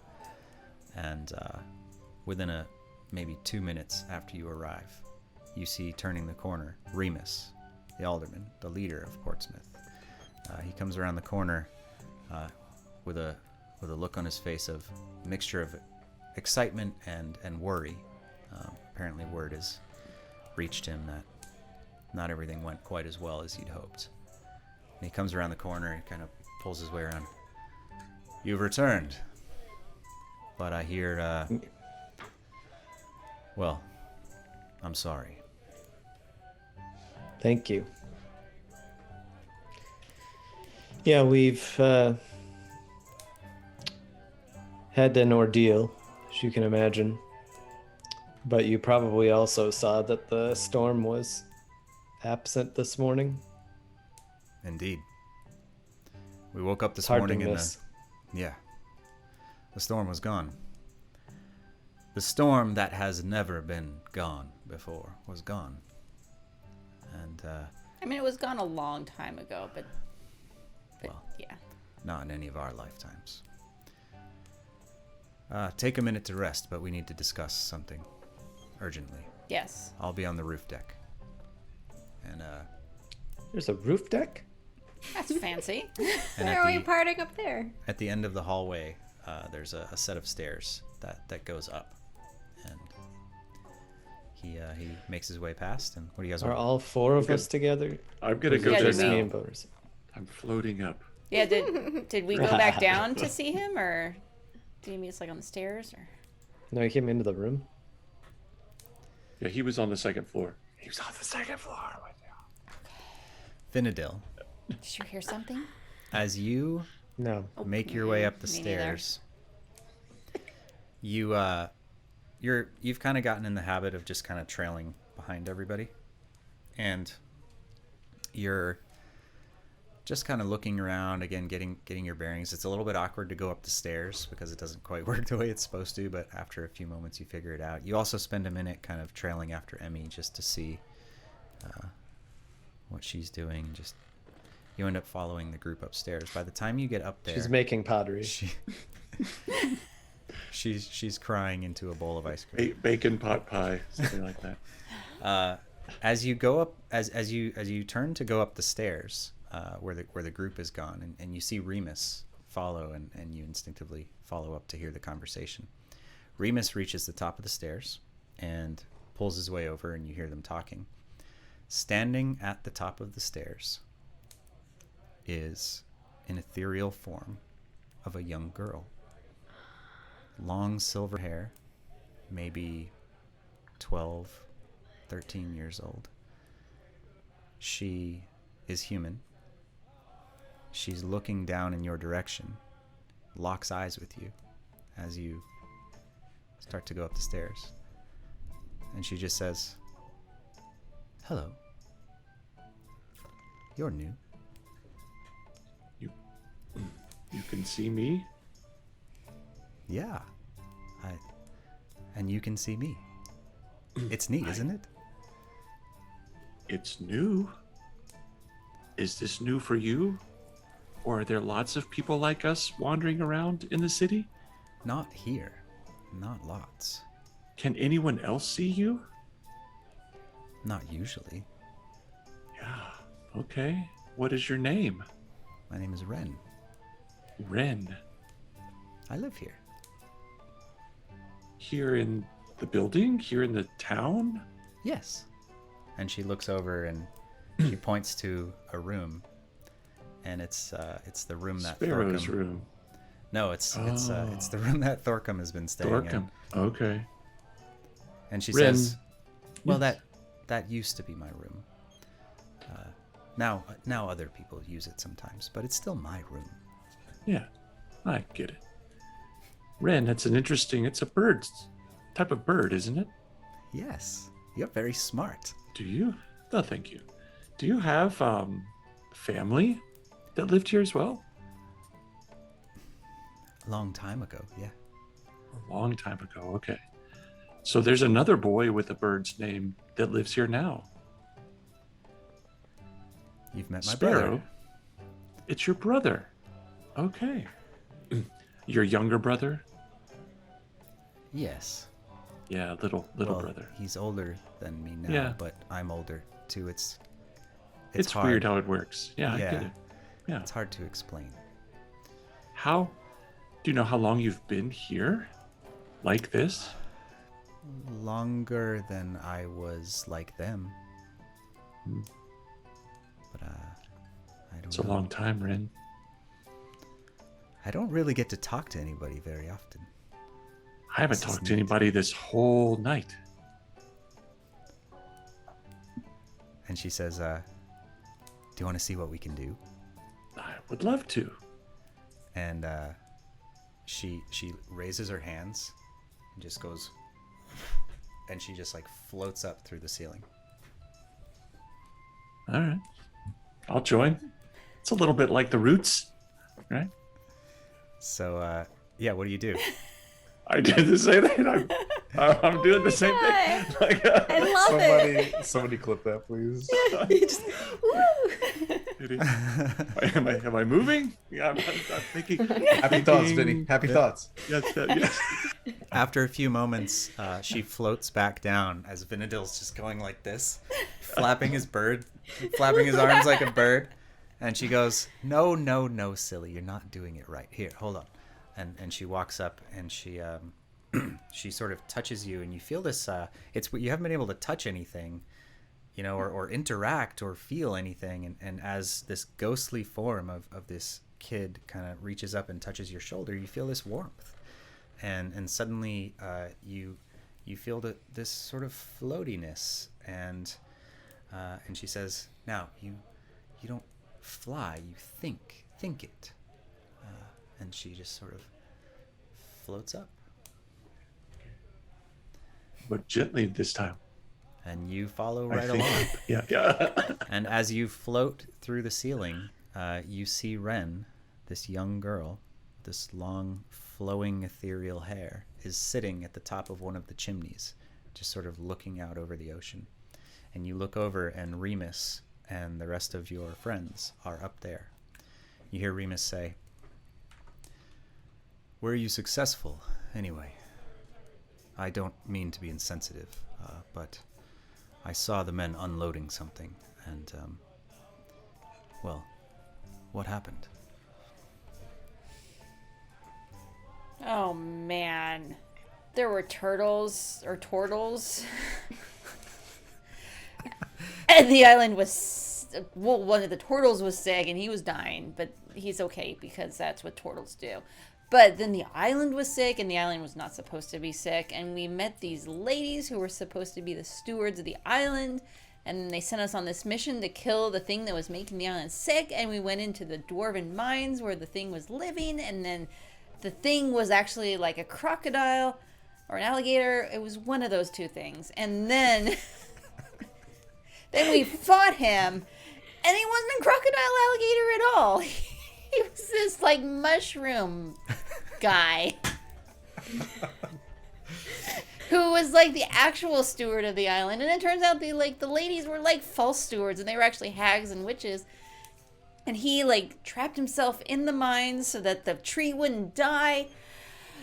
And then we left the mine so we could go kill the hags. Oh, and then there was a storm giant who had been taken control of by the hags, but the storm giant had been there like forever. And he's the one who was making the storm around the island.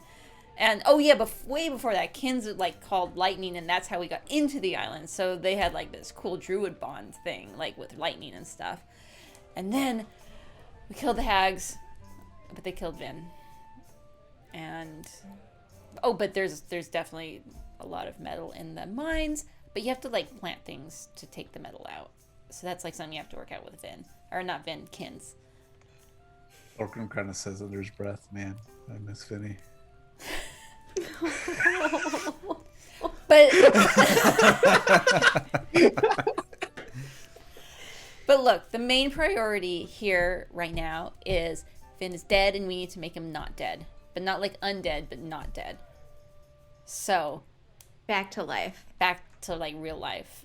Do you know anyone on the island who's like a real strong magic user, or like we could talk to that might know a strong magic user?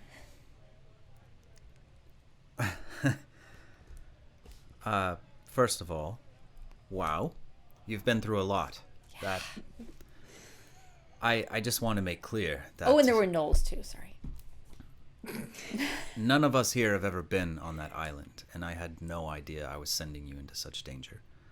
And I feel partially responsible for the loss of your friend. And while I am infinitely thankful that you've achieved so much, gods and giants, and this is more than I expected. I just want to make clear that I'm sorry. I truly am. There are a few folk here who haven't lost friends or family, and you'd think it gets easier, that you'd get numb to it, but it does not. And we'll mourn your friend. Okay, but let's not mourn yet, because we're gonna bring him back to life. I don't mean to be insensitive, but I presume you burned his body. I mean, this talk of resurrection is... there's maybe, but often the undead rise so quickly that we can't even think about such things. Oh no, the storm giant, he like preserved him, so he won't do The that. storm giant preserved this. Yeah, that was cool. Also, Remus, don't worry, we will sit vigil. We'll be fine. Resurrection and he will not magic hurt anyone. like that is not something you're going to find the locals here discussing freely over a pint, that's for sure. Understood. Though Like whispers, something maybe. there are some who might have information about this. I don't know anyone personally, but you should ask around. Insight check. Oh, snap, Dorkin. Okay, yeah. Doesn't know anybody personally. There we go. It's the first one. I'm gonna take my passive. 16. New and improved 16. Thorkim. 16 insight, not bad. Level 8. Okay. He seems, as far as you can tell, Thorkim, to be pretty genuine right now. He seems genuinely bent out of shape about having sent Vinadil to his death. You know, and he's this is a guy who takes responsibility and leadership very seriously, and he feels, you can tell he's feeling a lot of empathy and responsibility for what has happened. And he doesn't seem to have the capacity for deception at the moment. Okay. I relate none of it. So where should we ask around? He says, Also, I totally left out the part about the tree and Alara, and there's a god tree. I there. assumed you just told him everything. Okay, good. In some sense. I talked to a tree. There was so much. Oh yeah, there was a lot. there was so much. Okay. He says, Miss Vin. he says, look, I recommend you be very careful about who you talk to. Particularly, do not talk about things like this around the fish market, or any of the fishermen in general, really. They're a superstitious lot, and going around asking them how to raise the dead is going to get ugly fast. So let's start there. Okay, but like There's a maybe like an herb shop. and he seems to like he says, you know, there's a Wagon Man in town. Oh. We saw that outside. He arrived here while you were away. In fact, and he seems to have this moment of recollection. In fact, he came here looking, and he looks over at Thorkim. He says, for a scarred dwarf, one who could bring metal men to life. Strangely enough, I didn't immediately connect the dots, but here you stand. What are the odds that he's looking for you? Hello. Sure sounds like Thorkim. Have I had any past dealings with these Wagoneers? Yeah, you probably more than everybody else would be pretty familiar, having traveled a lot. The Wagon Men are an interesting bunch. They're nomadic. They move around a lot. They're completely transient, in the way that they move around, and they're a tough lot. They like you travel everywhere all the time. Some of them will have guards and sort of armored caravans and actual mercenary groups that travel with them to protect wares. Others are really, really tough and strong themselves, just like you, and have managed to travel and stay alive in the wilds. And kind of what they do is they will move from camps, civilizations, whatever's left, towns, cities, and carry information and trade. Your dealings with them in the past would likely have been brief, maybe to trade for food or things of that nature, but you don't have any strong relationships with any one of them in particular. Yeah. Thank you. And then I look at Belrissa and I look at Remus, and I'm going to take the sending stones out of my pockets and hand one to both of them. Oh, so these are cool. We can talk to each other through them, but only once a day. So only for really important messages, right? Once a day. Once a day. Once a day. Yeah. How does it work? I look at Thorkim. How's it work? The same way your message spell works. It's just through the stone. When you touch it. So he's think about us and talk. Okay. Hello? Don't waste it. We can hear Vinadil, you. It's working. Vinadil, as you stand there, I've instinctively been commenting this whole time with Rin, just these are my friends. That's what it was me.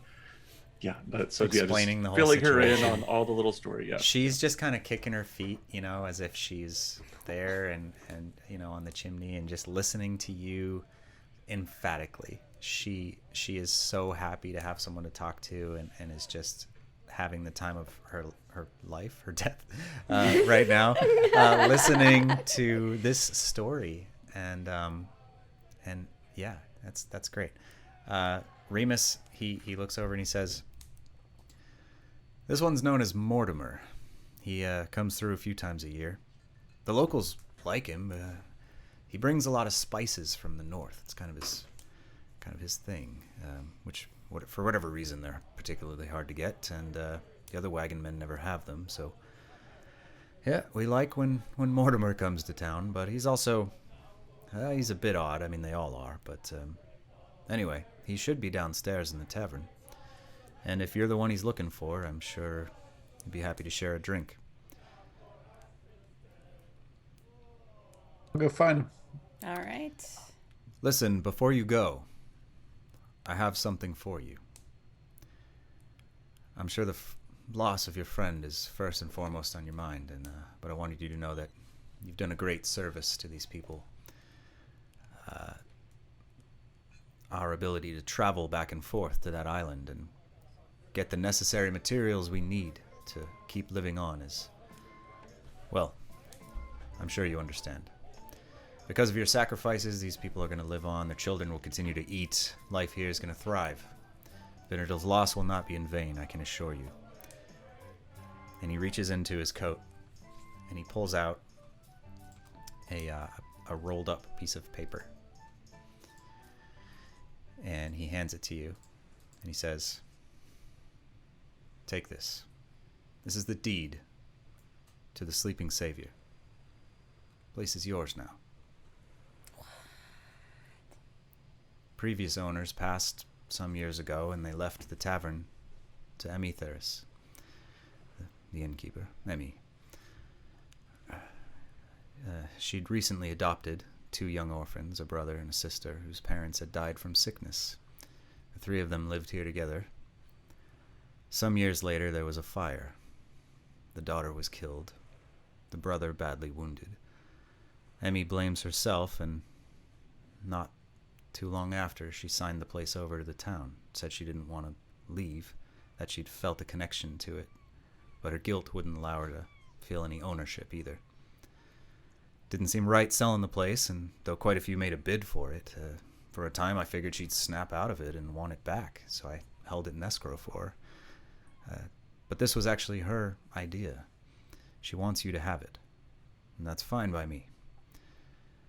I think you'll find some conveniences as well. There's a workshop downstairs that'll probably suit you, Thorcom, and some brewer's equipment.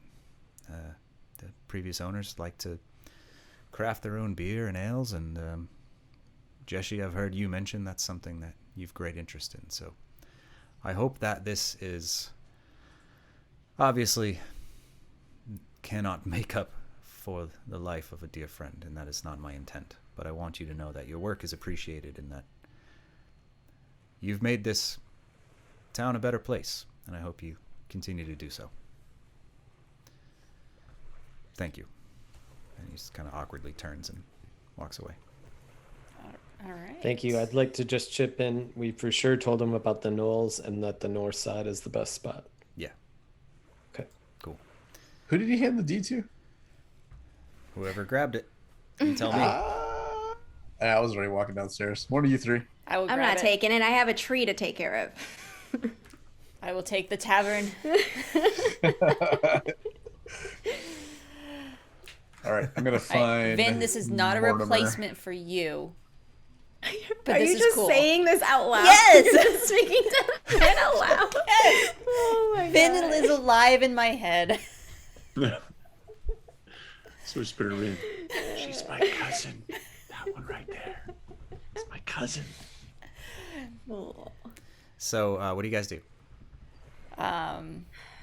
I'm headed downstairs to find Mortimer. Yeah, let's talk to this guy. I'll follow. I could use a drink. I don't know what time it is. I don't care. I could use a drink. It's like 2 p.m. Yeah, it's I'm gonna pop it's open been a this, rough few days. the ancient The ancient ale.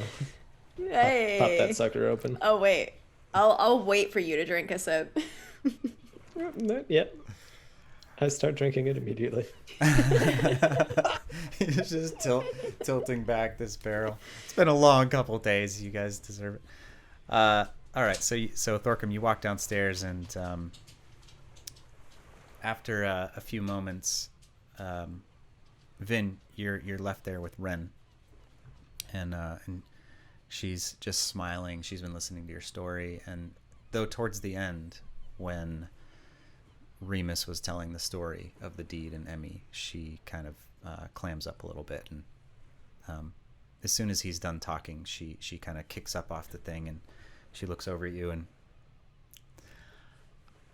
Mortimer, he's a really nice guy. And she floats down through the ceiling. Okay. Before you can say anything. try to Vinadil's on the ceiling, flapping like a bird, trying to... It seems like Willy Wonka style. That is exactly what's happening. Willy Wonka in the bubbles, like trying to... How so does hard. this work? How do I fly? I was thinking like Robert Williams and Hook, just like bangarang. Yep. Yes, that too. You've talked to him too? Wait. Okay, down. So I will head downstairs. Okay. I try to follow down. So you walk downstairs, and Thorcom, you're the first. Is 14 with you? Oh yeah. Okay, right. So the two of you make it down back into the tavern, and it's starting to get busy. There's definitely some folks in here starting to file in and drink, and Vinadil's body is upstairs. Emmy is back behind the bar, and her eyes are very red, and but she gives you a smile and doesn't seem to want to talk. And she's pouring drinks. She's getting things for everybody. You guys make it down. After a few moments, you catch up with Thorcom, who's sort of scanning the place. And sure enough, over in one corner, kind of sitting by himself, you see a man who... it's one of those situations where you see this guy, and you're like, that's the guy. That's definitely the Wagon Man that we're looking for. He looks... he stands out big time in this crowd, and... he's wearing all black, and he's hunched over this table kind of on one side and staring into a mug of ale. He's wearing a dark leather traveling cloak, and it spills almost down to the floor. Even sitting down, you can tell he's tall, probably a lanky guy, maybe 6'2" or 3. Maybe a little taller than Vinadil, taller than all of you guys. And then sitting next to him on the table is a wide-brimmed hat that's looks like it's all black, maybe a black felt of some kind. His leather armor has sashes crisscrossing everywhere. There's dozens of small pockets that you pick up on instantly, Thorcom. Lots of little pouches filled with who knows what, all sorts of untold mysteries. Though he looks like he's probably 60, maybe 65 in human years, but he also seems very fit, like a powerful guy. Which for a wagon man, that's pretty common. It's a testament to that lifestyle, moving around a lot. As you approach, he spares you a glance, and as he looks up, I mean, he's a striking figure in general, but the most striking thing of all that you notice are the pupils of his eyes. They're so light blue. They're almost this bright, like very bright light blue color. They're almost white, and they're just like kind of looks right through you, Thorcom, as he notices you. And he looks up, and he seems to sit up a little straighter and holds up. I've been waiting for you. So Remus said, and I'll take a seat across from him. Okay. Can I notice anything about these patches? Or these pouches you said? Do I see... Make a perception check.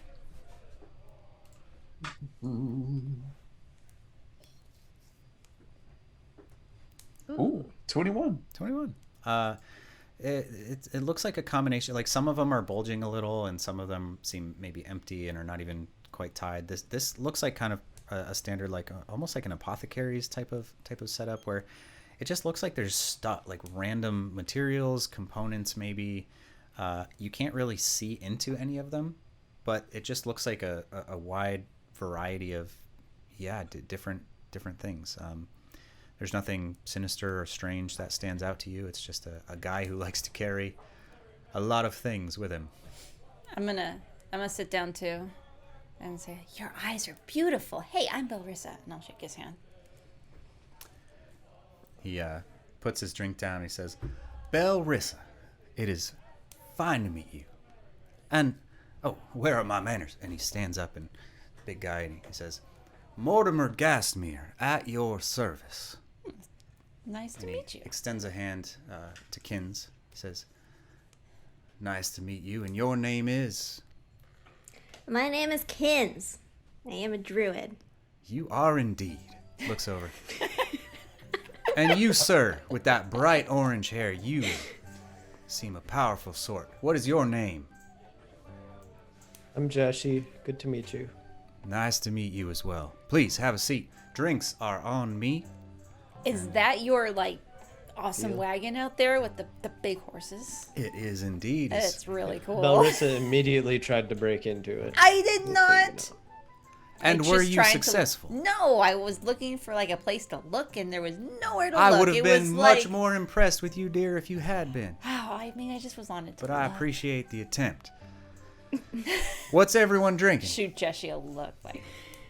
Oh, Yeah. So at this point, Emmy walks up, and she, brings everybody some drinks, and again doesn't. She's having a tough time. Doesn't really say anything. She just kind of says, "Thank you," and walks back, and he raises his glass and he says, "Here is to new and prosperous friendships. Please." I'll raise my glass, take a sip, whisper to Jeshi, "Be right back, you got this." And I'll walk over to the bar to Emmy while y'all do your thing. Okay, so you walk over. Vinadil, you finally Captain Hook your way, or Peter Pan rather, your way down through the floor, and at one point you're you're halfway through the floors where your legs are just kind of sticking out, and nobody can see it. You think to yourself, but you manage to kind of come back down, and Ren is sitting on one side of Mortimer, and the rest of the group is kind of sitting at the rest of the table, and she's just doing her thing, kind of kicking her feet, and she's just looking up she seems to really admire this guy. She's kind of looking at him, and she's looking at him, and she sees you, and she waves, and then as you make your way down, Mortimer, he finishes the toast. He looks right over at you, and he winks, and he sits back down. And Kins, you walk over to Emmy. She gets back behind the bar, and she says, "Hello, dear. I am sorry about the loss of your friend.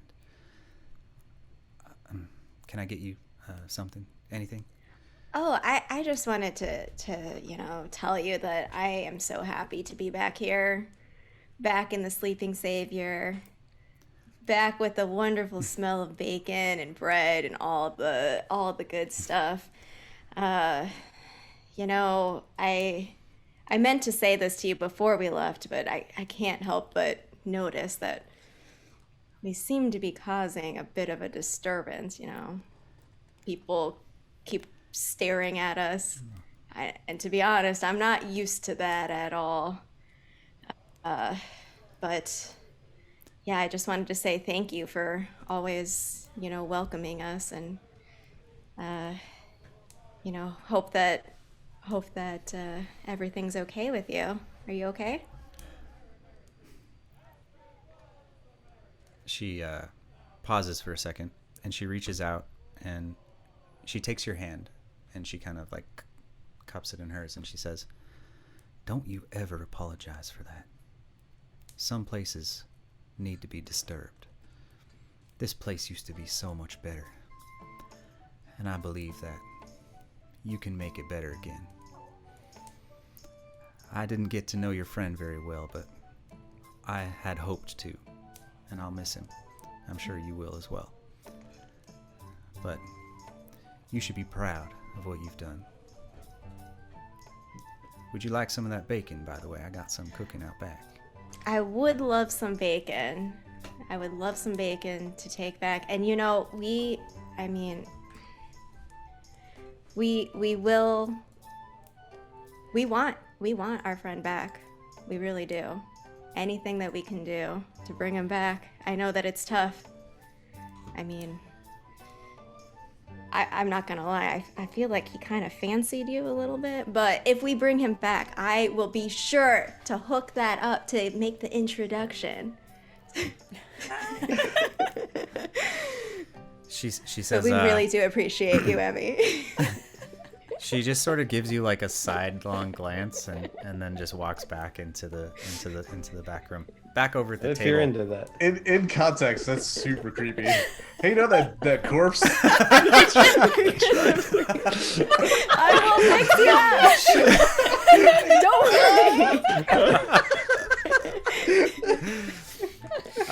Don't worry. Back It's at all the good. table, you guys have just downed your first round, and Mortimer sits up and he says, "So, I have heard through tales from some of these fine folk around here that y'all have been on an exciting, what would you call it? Some kind of mission? Some kind of, an adventure? Something exciting." Has word gotten out already? Belrissa, I could tell you that every single person in here knows exactly what happened to you on that island. What? Okay, why don't you tell us what they said? Well, And we can fill in the blanks. I want to know, What I like, how heard- legend has grown. what I heard is it all started where you fought some sort of fearsome dragonfish on the way there. Oh, yeah. And when you arrived, after defeating it, you met a group of turtles who became friends because you were able to barter the magical meat of this mystical dragon beast. And then those friends were able to fix the ship, which you were able to sail around north to find a mystical dwarven cave filled with untold riches. And that somewhere in there was something about gods and giants and magical trees and whatnot. I didn't get all of the details, but I can assure you that everyone here probably has their own version of what I'm sure is an amazing story. That sounds pretty accurate, yeah. What business do you have with me? Oh, straight to business. Do we really have to go there already? Come, man, have a tired. drink. It's the middle of the day. What were you just talking about? I'm tired. I don't like boats. Oh, well, then you go take a little nappy nap, and, Why are and the you grown-ups looking will for keep me? talking. How's that sound? I have 14 kind of edge over. Why are you looking for me? That is impressive. You made that, or so I hear. I did. Yeah. From scratch, or what? Who taught you how to do that?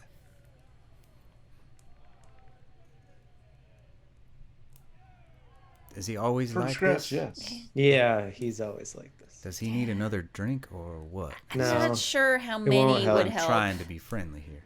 It's I mean, he looks back at Thorcum. I did make it from scratch.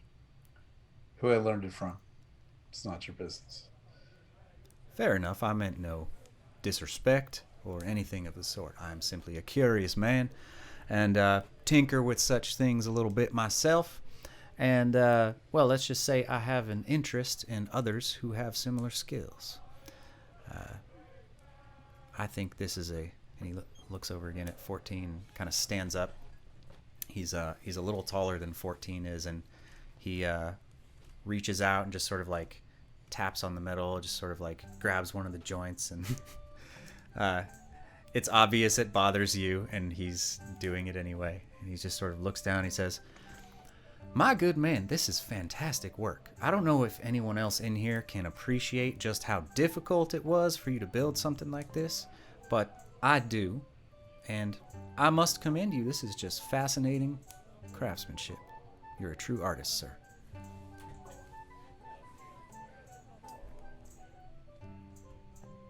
Still nothing. I'm just looking at Vinny. He's distracting me completely.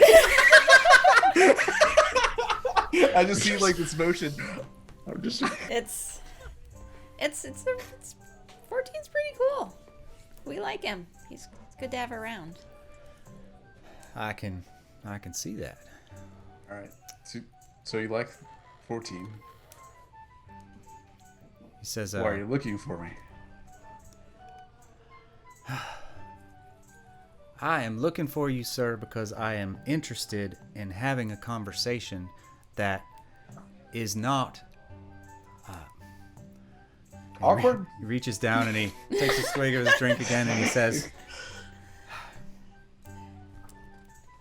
I am very One of our friends died yesterday. I don't know if people had that in the story. So this is not the easiest of times to, talk casually. I am sorry to hear that. I did not Thank mean you. any disrespect, and I apologize None for my taken. insensitivity. I'll leave you to your business. I just I'm sure raised you my wanna warn hand. your Whatever, Wait, whenever wait. Jesse talks, like I just raised my hands since he winked at me earlier, just so he kind of, if he hadn't already put two and two together. No, I don't think we should stop talking. I just wanted you to get better context than word of mouth. He says, No, I can see that my presence is not welcome here and that you all want to mourn your friend. When y'all have rested and are in a better state of mind, I would like to talk a bit of business, but I don't think it's appropriate to do that today. No, we don't. Nope. Today's good. I know when I'm not welcome, my dear Belrissa. And he reaches down and he takes your hand and he kisses the back of it. He says, it has been a pleasure to meet you and you as well and you. And when y'all are feeling better, we will continue this conversation. Thank you. It's been very nice to meet you. And he gets up. I think you should stay and continue with us. And I cast suggestion with subtle spell. Okay. Make a persuasion check with advantage. But I cast a spell. Yeah, that's like kids. what that... let me make sure I'm thinking of the right spell. I'm pretty sure Suggestion. I might be thinking It's of... a level 2 spell. Oh my gosh.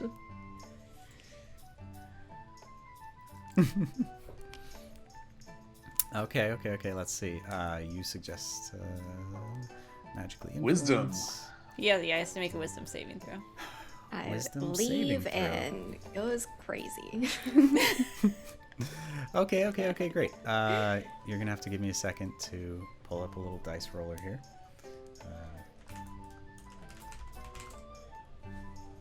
What is your spell save DC? 15.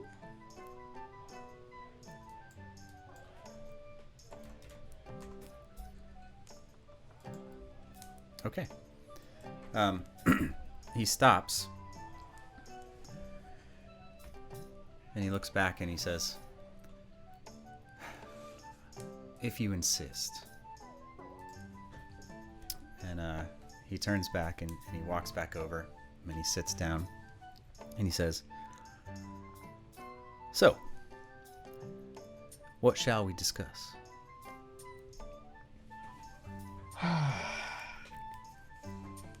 By this time, can I come back over with a plate of bacon? Yes. Yeah. Bacon! Thank you. Unconsciously Yes. just grab some. Reflex. Little bacon reflex. I am amiable to continue in this conversation because I really like you and I believe that we can talk about a lot of things, but it has been made clear to me that Thorcom here does not wish to discuss much about his situation. He's had a long day. He's tired. He's told me himself. Your friend has, has moved on. And, well, I feel compelled to come back and sit with you, yet I also feel as though you do not wish to discuss things. So, Can we? you tell me, what shall we discuss? Ooh. Perhaps if we discuss other things, Thorka may be more agreeable to your Perhaps. business. I never heard his business. True. I asked a very simple and direct question. That tends to be who I am. Sorry if it offended you. I'm not offended at all, to be very clear. I quite like you because I behave very similarly with people I don't know very well.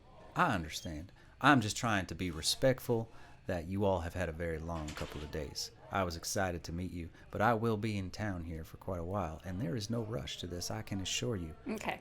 Look, here's the thing. There is a rush. You know our friend died. I do. We need to find somebody who might be able to help us with that situation.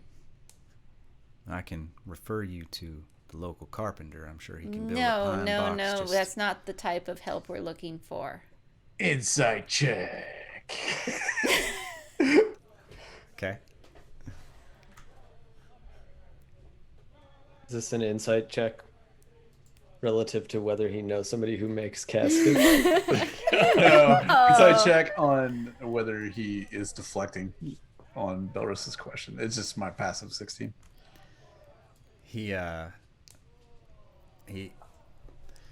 He's definitely being a little evasive here, which is obvious, even overtly, though it's not entirely clear to what end. So you I'll just say, Belris's sarcasm. Ask the question again.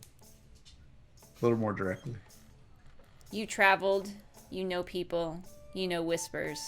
We need somebody who can help us to bring Vin back. Bring him back.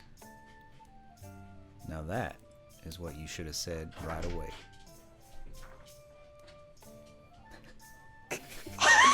Did you guys hear that? It's the Ziggy. It's the shady Ziggy. It sounds like a little cat. What's going on over there? It's thunderstorming here, so our animals are freaking out. Oh man. It's That's a right. Let me just peek and make sure no one fell down the stairs. I was waiting for like just the camera shot of Ziggy just like going for your shoulder again. Oh my God. They're fine. Yeah, exactly. You just climb up, sprout wings, and just bite me. Anyway, okay. So he says, now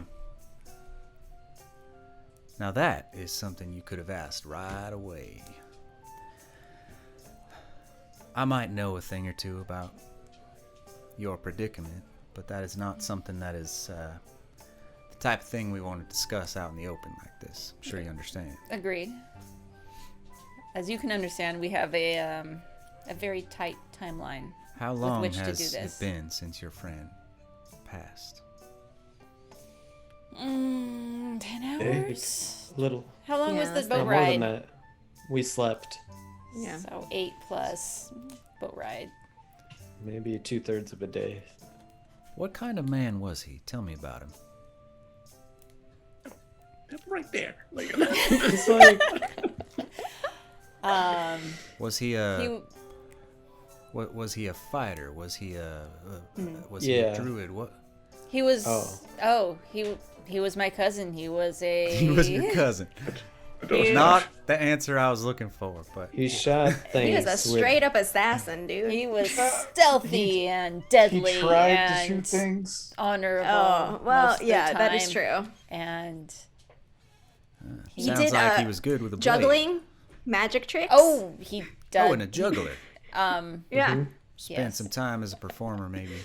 when I the guess call we saw- when needed. About how tall was he? Pretty tall, like definitely taller than me. Like a little shorter than you. And Vin, you've noticed a couple of times that he's glanced over and is like looking at you as this conversation is happening, but He was very like not in a way that any of you would notice. he was bluish, kind of white hair. He was a drow. He was a Drow. drow. He liked to Drow. stabby stab. I could have stab, sworn stab. you said that this was a friend of yours, yet you seem unable to describe him more than. No, I'm just kidding. He says, Just shaking my. This is me. That's just like. he says, tell me, White do you hair. believe? Do you believe that if your friend were here right now, is that the way you feel he'd like to be described? It's the truth. I mean, The this conversation would probably be a lot less awkward if he was here. he That's never- a consolation. He didn't pretend to be something he was not. Interesting. Did not pretend to be something he was not. Yet he was an assassin, a roguish type. Like, Yeah, but he liked it. How old was he? How many years was he alive? A lot. But Before the way plague. older than me. before the way plague, older. but like 20 Not years. super old for like 50 years before the plague. I see. Something like that. I would know exactly. We're having like a quiz. I don't know. He was some bro that hung out with us. Wish- Okay. It's like get our notes. He says, Emmy has come by at one point and refilled everybody's drinks, and he says, I might be able to help you with this. You can? Perhaps, but I'm gonna need to sleep on it. There are a handful of methods I could. Well, these are not necessarily things I can do myself, but my line of work gives me access to things that others do not have, and I think we could work something out. I'll need to think on it. We can discuss again tomorrow. I don't think you need to rush quite as much as you believe you do. Okay, and Thorkin will tell you anything you want, like if you can make this happen. No, I won't.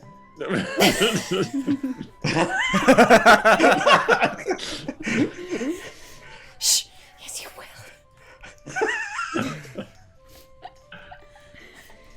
she's like, I suggest you do. Man. He says, no, I'm not looking to barter something like this. Okay, good. For good. what I've got in mind for Thorcum, I think he's going to be perfectly happy to get in on.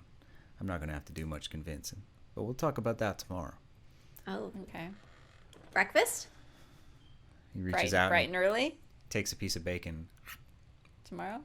Yeah, if it's anything like this, I will definitely be there tomorrow. for breakfast. Right? Let me Yeah. tell My it's scowl so deepens. Okay.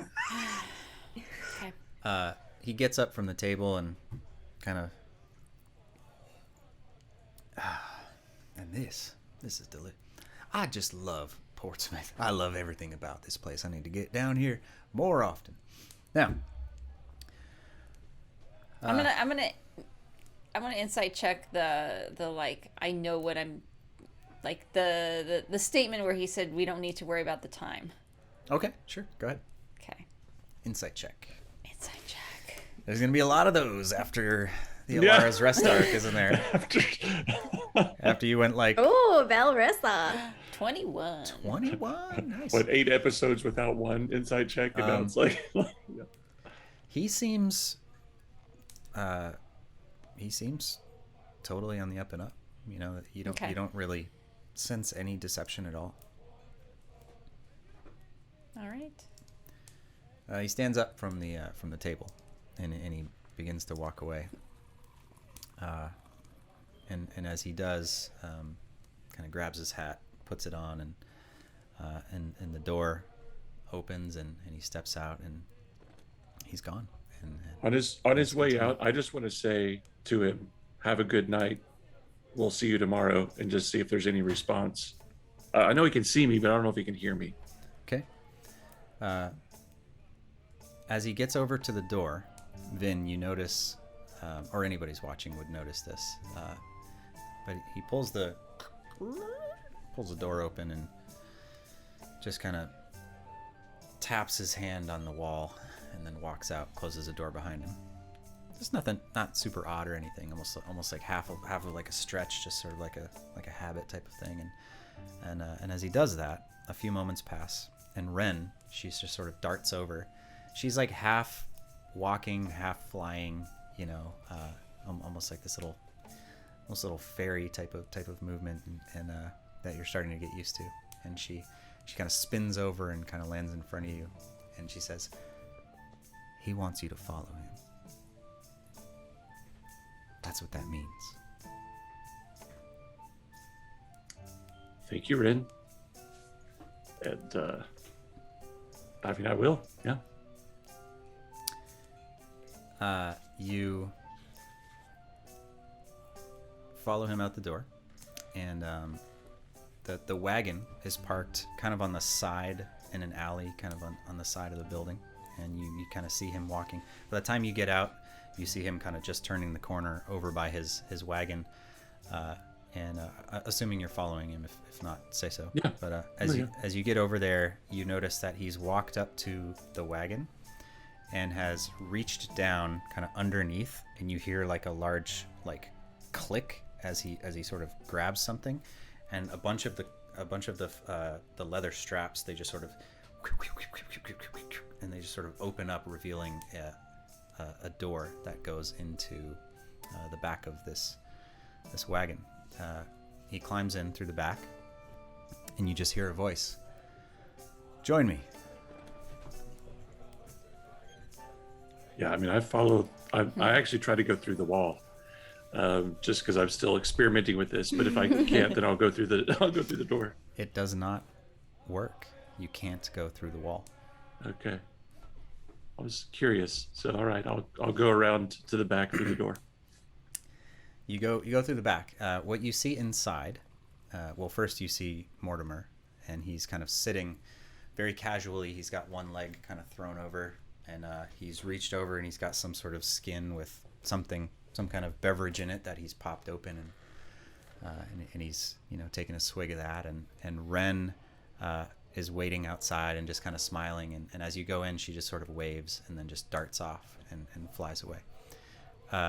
You push yourself up into the wagon, and you can see that the inside of this is filled with all of these really interesting, you know, vials and spell components and different types of things, and it's not just magical things either. It's just, you know, imagine a guy who trades for his whole life and just goes from place to place, and the types of odd knickknacks that this person would have. And there's spice jars on one wall, and there's like literally a pile of firewood, and then there's leathers and skins, and there's, you know, jars of different liquids that you don't recognize. It's just this really incredibly interesting variety of all these different things.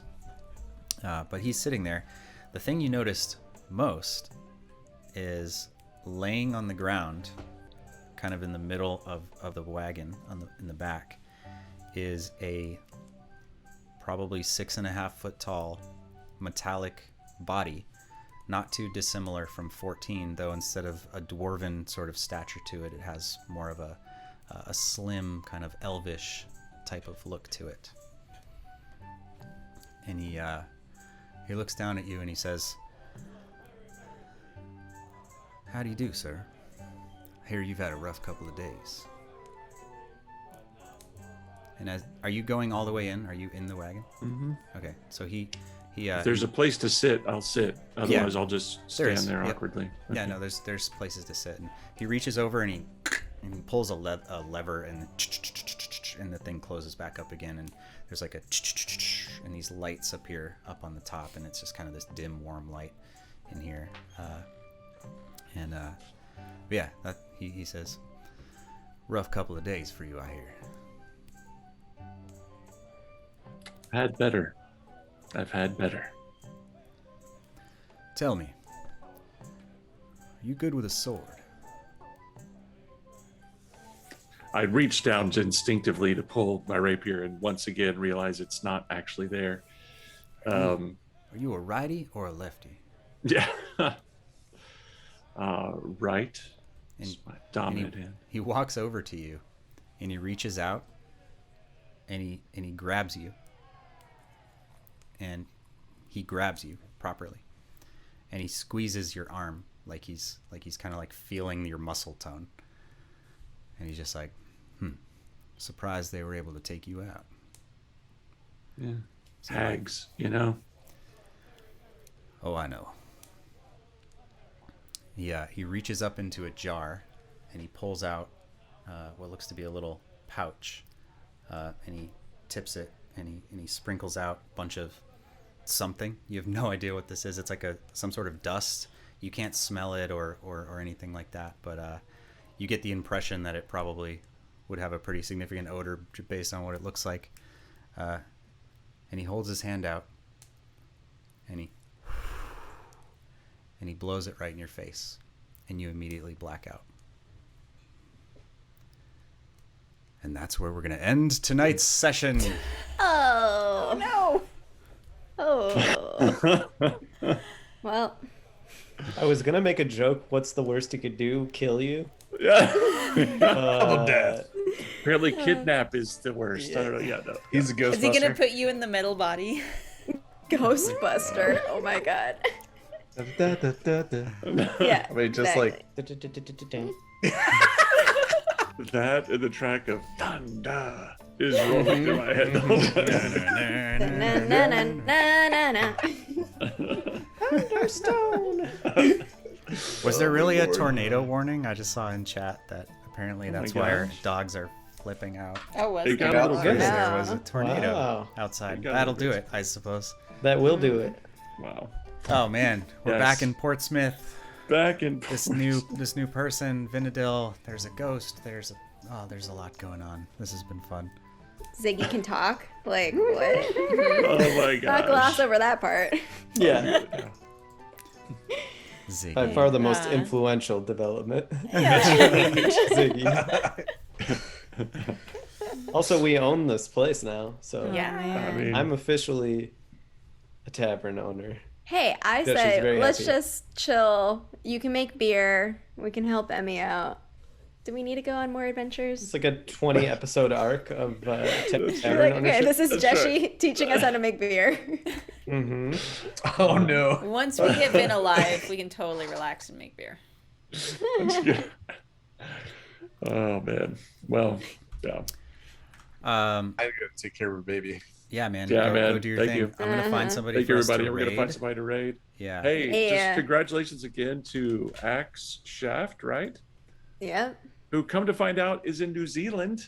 Really? Right. Oh, Yes, Nice. watching over Hey. from New Excellent. Zealand. So awesome. I guess it's in the afternoon what tomorrow time is there. it? He's in the future. We're international. Hey. Okay, in the future, is Vin alive? Or Yeah, I know. that's right. What happens next? Knows. He knows because it's tomorrow already for him.